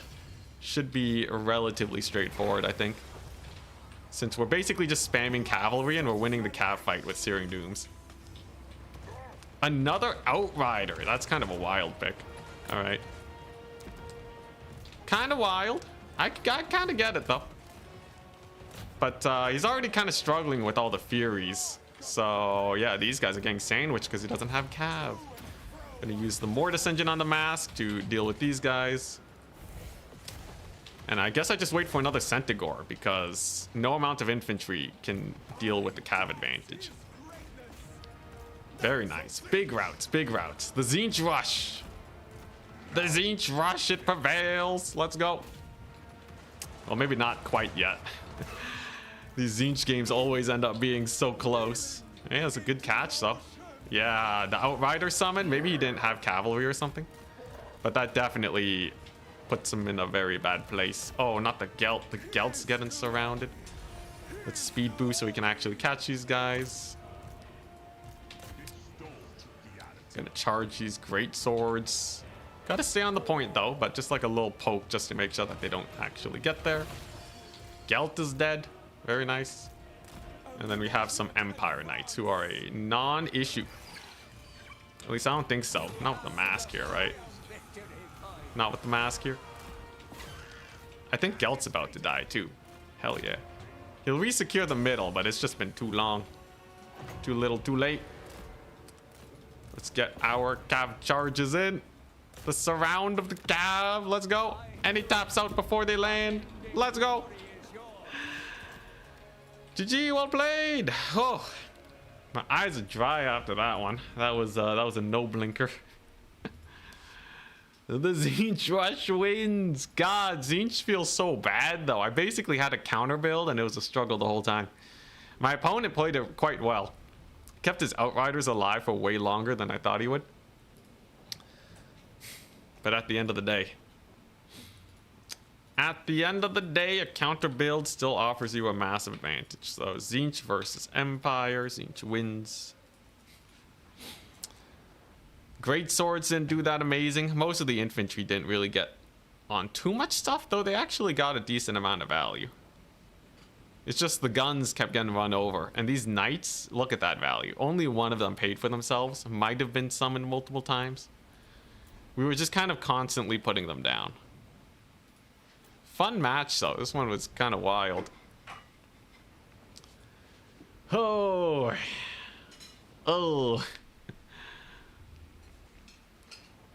Mask did some work. Yeah, I like the speed buff. It really helps you catch skirmishers.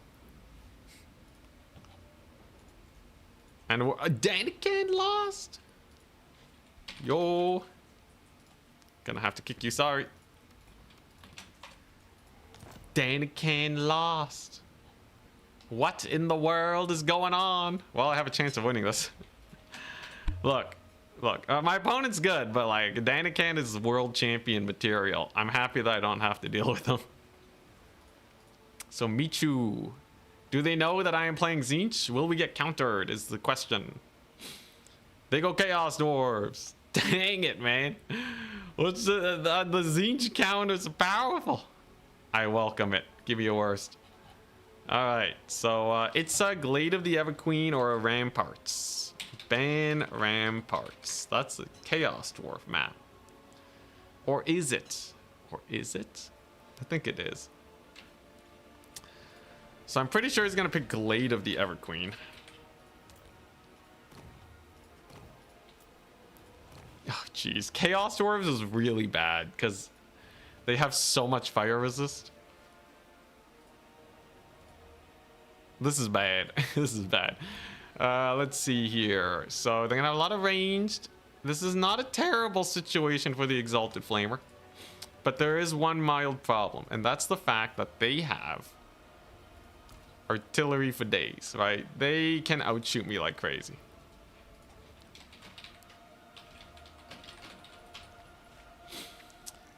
They're gonna have a lot of artillery. They're gonna have a lot of artillery. So I need to be able to jump them. Do I just rush them again, though? I don't know how I feel about that. I could try air supremacy. Chaos Dwarves have pretty decent air supremacy. And honestly, their artillery will kill your Changebringers before you get there. Just make it hard for them to counter you. There's a few rushers that can be alright, I would say. There's a few that are okay. I'm honestly surprised at how little the mask is doing compared to my Slaanesh games. People not blobbing up against you really hinders the mask's value. I think I kind of like the Sisters of Twilight more. And he chooses Itza. Okay, that makes things very interesting then. The Mad Lad chooses Itza. You sure about that? Okay. Interesting. Very interesting. So we're on Itza. So what do I want?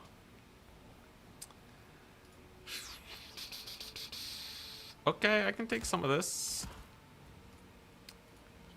I think, let's see here.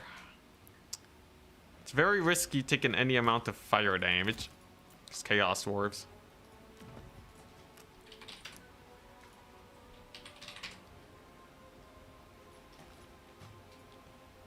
So interesting. Let's see. This is an okay tool. This is a very tool, but it can kind of get some work done.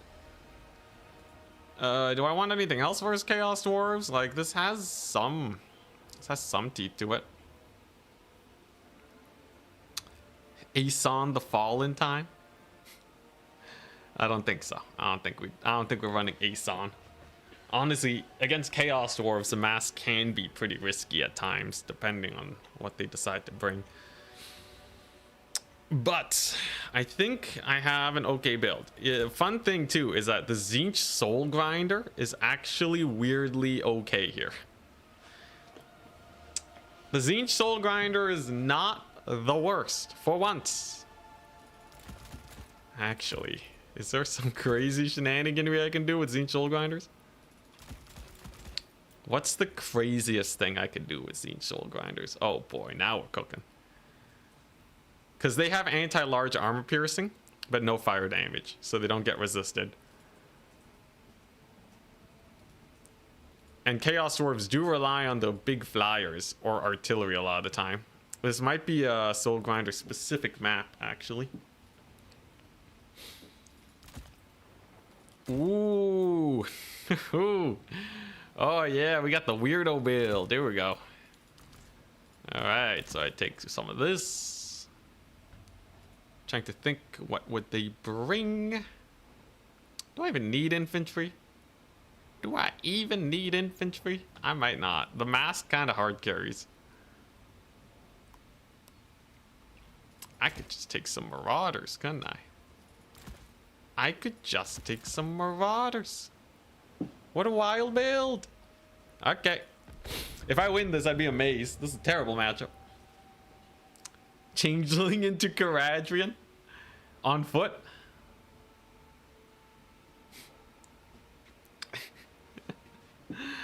Oh, I see. You let the changeling get whooped on so you can transform into graduate. Holy crap, that's a wild strat. It's terrible because he crumbles, but that is wild. The greatest Mortis engine. Alright, so I could rush, but I had an idea that did not require rushing. In before who let him cook. This might work, it might be terrible. If he goes man-tied, it gets really awkward, but I have other tools for that. Let's take a look. The guy has 9 units. I got 2 soul grinders of Tzeentch. All right, everybody knows I hate these things, so taking them is like the mega mind game. And then final transportation caster. We got the mask. Ready? Good luck. Have fun. Whoops, my bad. Oops. Ready? Good luck. Have fun. This is gonna be sick. There's no way his artillery kill my soul grinders before they kill his artillery. I think that's an impossibility. Because they're just going to be in range, right? Yeah, look at that. He has a demon smith of metal. Is he hiding in the trees? You mad lad. Alright, well, I can final transmute it. It's only 1, so it ain't that bad. We're going to get our sick boys over here. Yeah, so I just need to get a sick final transportation on it and we're fine. Transformation time is abound. He has some guns here, not a big deal. The mask has arrived. All right, and the poking of the demon smith is going well. Now, what are you planning to do? The artillery piece gets a bit of damage off. Nothing crazy though. His demon smith is really getting bullied. I'd be a little worried about them if I were him. Actually summons in more. Okay, more of these guys. Interesting. How's this artillery gonna do versus my soul grinders though? Soul grinders have homing shots, which is very painful. I think we just get the flamer. Yeah, I think that's what we do. Because he's kind of just chilling here. He's hiding in the trees. All right. Yeah, I don't know if it has enough ammunition to kill all of this stuff. Blazing beard shouldn't be a big issue. Might get a triple cap or something, but nah, double cap at most. All right. So then we're just gonna pull away with the soul grinder so we can regenerate his shield. So we're gonna go for the long flank because you can't just keep your guns there all day. Ooh, good dodge though, very good dodge. Let's see if I can flank with one of these guys. Hide in the trees. Let's go. Tree shenanigans activate. All right, nice. So we're just gonna long flank it. Get the flamethrower shots off. The mask is gonna mortis engine these poor fools. And then we're gonna kill Tzeentch. Tzeentch is pretty chumpy. I expect him to die very hard, very soon. Yeah, good summon over here. That's pretty nasty. Whoop. Okay, we'll just get the charge there. I should be able to kill those guys. Okay, and then the soul grinders. They can start killing the Kadai, I think. I might be able to kill off that artillery piece. He has his guns pointed at it, but I can actually use the trees to my advantage there. That's pretty funny.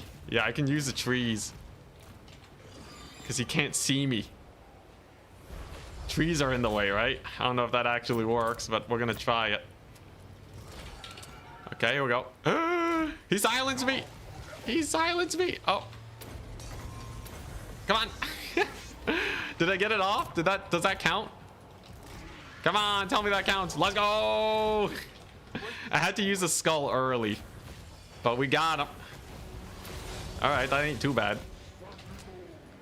I should be able to kill that. All right. So he's gonna lose the Demon Smith Sorcerer. He's gonna lose the Kadai. And that's not too bad. Then he's gonna lose these skirmishers on the far end. And the mask is going to rally. Hell yeah. All right. Very nice. That's gonna be pretty hype. He did kill off my Doom Knights, though. Got some big blunderbusses there. Unfortunate. Mass is going to have to run for their life. But as far as trading is concerned, it wasn't terrible. He just has a lot of guns left, which I don't very much appreciate. Oh, the mask. Thank goodness you passed. All right. Yeah, he has a lot of guns left, actually. He has a rather ludicrous amount of guns left. Okay, all right. So we're triple capped. How's my caster doing? You're doing all right. That final transportation was awfully painful. That artillery piece, though, is going to be sticking around for quite some time. Tzeentch. Hurting. But I need units. Probably a capture point, too. So how do we jump this thing? Thing has infinite ammo, bro. How do we get on top of it? Okay, well, I should be able to kill Tzeentch. That's going to be rather annoying for him. Ouch, bro. I hate this Chaos Dwarven artillery. I just cannot jump it at all. I'm just hoping that he overextends or something. Is Tzeentch going to be able to run away to safety, though? I might be able to get a 6 Centaur flank. I do have a few here that can potentially get work done. Come on, kill him. Come on, kill him. I don't think we're getting up. I gotta book it. Single entities hide. Single entities flee. All right, so here's the thing. Centaurs, pretty hype. Can they actually jump this, though? What has he summoned in? Is he going to bring in more? What are we looking at here? I have screamers. They'll be good. Okay, so he's still just target firing. Let's just run to the trees. So he just wants to stick with it. I think we will be able to get it killed. It's going to get a nasty shot, though, maybe. Gets a nasty shot. I should be able to capture this, though, and we can remove the triple cap situation that's going on now. At the very least, I can knock them over. Very nice. And we are going to finally kill that artillery piece. Okay. Tzeentch is on his last legs, too. And he gets a Demon Smith Sorcerer back. That's actually, like, all his money. So that's not the worst, actually. Especially because I still have this Flamer here. This is actually not the worst. Yeah, I thought we were going to see a swarm of cavalry or something. But a Demon Smith Sorcerer? I can handle that. Just turn off fire at will on these guys. Alright, Exalted Flamer. Your job is to cook everything. Yes. Does it outrange his guns? Barely. Very barely. But it does outrange them. So while they're pivoting, I might be able to get a nasty shot here. And then we have a bunch of these dudes. We can kill off Tzeentch. I just gotta get hella value with this. With this guy. I can be done. I'm the value farming master, man. Alright, here we go. Tzeentch's gonna die. These blunderbusses are not facing the right direction, so that's pretty nice. Very nice. There we go. We got the charge on him. Solid. He did bring in some hobgoblins. But if we can kill Tzeentch here at the same time, mayhaps. Ah, he netted them. Very nice. Very smart. Smart plays. Ah, and Tzeentch's not dead. I think I'm gonna have to just Doombolt him. And just hope that's enough. This is not the greatest fight in my life. Ouch. Oh, jeez. The sturdiness of the Chaos Dwarves. They really are just like Dowie. And now he's going for the mask. So that's unfortunate. Losing my lord here would be very bad. But there's a chance we don't. The mask is a beast. You never know. They might cook. Dang it, that's a final transportation. Well, at least I can kill his caster. So he kills the mask, but I can actually just resummon her. So it ain't the end of the world. I can just chase this guy off too. Exalted Flamer is absolutely cooking his flesh. And yeah, we're just gonna chase them. Not too bad. Exalted Flamer's doing well, and we have our kill team now. The Changebringers here. They're gonna be great. So I think what we do is we actually desummon both Soul Grinders now.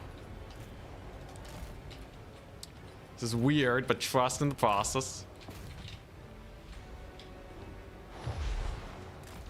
Okay. So we got rid of both of them. Hey, these guys rallied. Hell yeah. Very nice. Okay. And let the scrappening begin. So I can summon in a bunch of Marauders. And soon I can get some cavalry. If I can capture one of these points back, we actually have a fairly decent shot here at winning this. Because I still got this Exalted Flamer. These Marauders are going to bog down his Infernal Guard.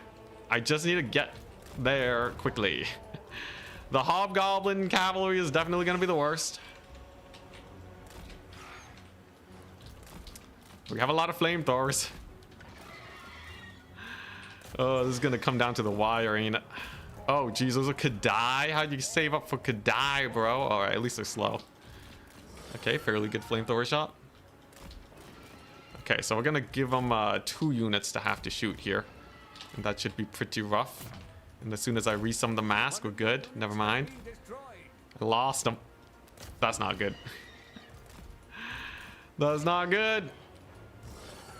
It's fine. I will have the mask soon. At the very least, we will have the mask soon. Okay, maybe I can get a charge here. Okay, the mask is back. Very nice. Hey. Speed boost. Speed amp. And we go for here. Gonna turn.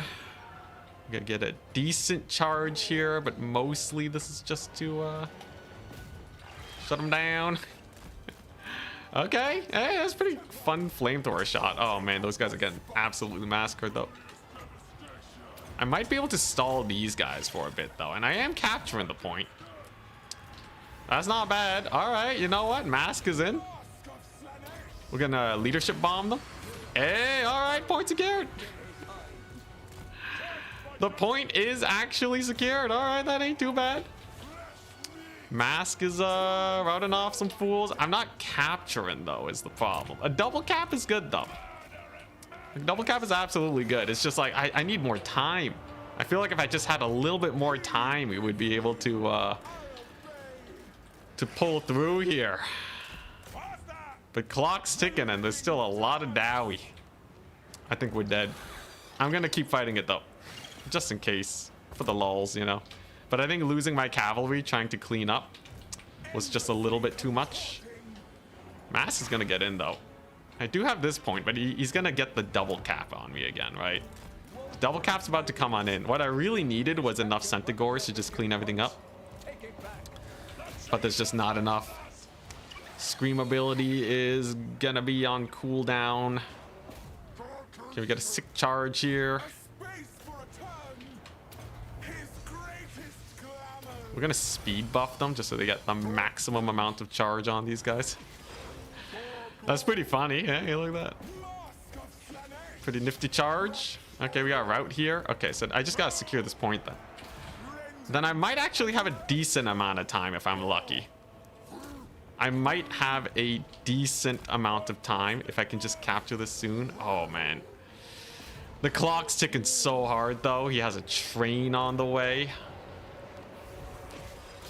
Cav is gonna get mega caught up. Okay, we're gonna see if we can route him maybe. Come on, just cap the point, man. Dang, what a close match. I think he just got a few too many shots off on my Changebringers and I lost a few too many units here and there. Oh man, I'm happy that we got this matchup, you know, at least a little scary for my opponent. I did bring a double soul grinder too. That was kind of wild. Though I do think that was actually a fairly good play because it sniped his caster so hard. But yeah, at this point, you're without like 3 healthy Centaurs just running around mopping the floor. I think you're dead. GG. Well played. With the Chowie, my opponent wins. It was a very fun day experimenting with Tzeentch though. Oh man, what a strange faction. I actually don't think the mask is that crazy on them. I didn't actually get that much value with the mask. I think in every single game, I feel like I would have done better with Kairos. I think that was basically I think that was basically it. Kairos is just better. He has better spell casting. He's a terror bomb. He can fly around and cause issues. He doesn't die as easily. The mask, people are already kiting you. So the mask kind of plays into the weaknesses of Tzeentch. Exalted Flamer was sick though. 1500 is nice. My opponent also played really well. Getting the mask snipe was super important for them to win that game there. And they defended the artillery very well with summons. Yeah, the fire glaives, mega value on them. So they definitely played well. Man, though, this is what a toughie. I think maybe I'll play Dark Elves tomorrow. Yeah, the mask. I thought the mask would let Tzeentch rush finally. Like I thought you could do the mask Zongor spawn rush. Maybe I could have actually done it there against Chaos Dwarves. I wanted to try the Soul Grinders because of fun, but I think if you just like spawn rush and like take a bunch of Forsaken and just like run in there, I think that would actually be super hard for the Chaos Dwarves to hold off. But I wanted to try out the Soul Grinders just to see how they feel. So I think it was good learnings. Flamers though are awesome. Yeah, Exalted Flamers are sick. I might just go Dark Elves and Medusa spam tomorrow. We'll see. That just seems like so much better. Double Medusa. But I think they also run into the same issue where they're good at kiting melee factions, but they're not good at contesting the kite game. So we'll have to see how that goes. For now though, I hope you guys have a wonderful rest of your day. I'm a peace out. And I will see you guys tomorrow. It'll probably be a short stream though, so just keep an eye out for that.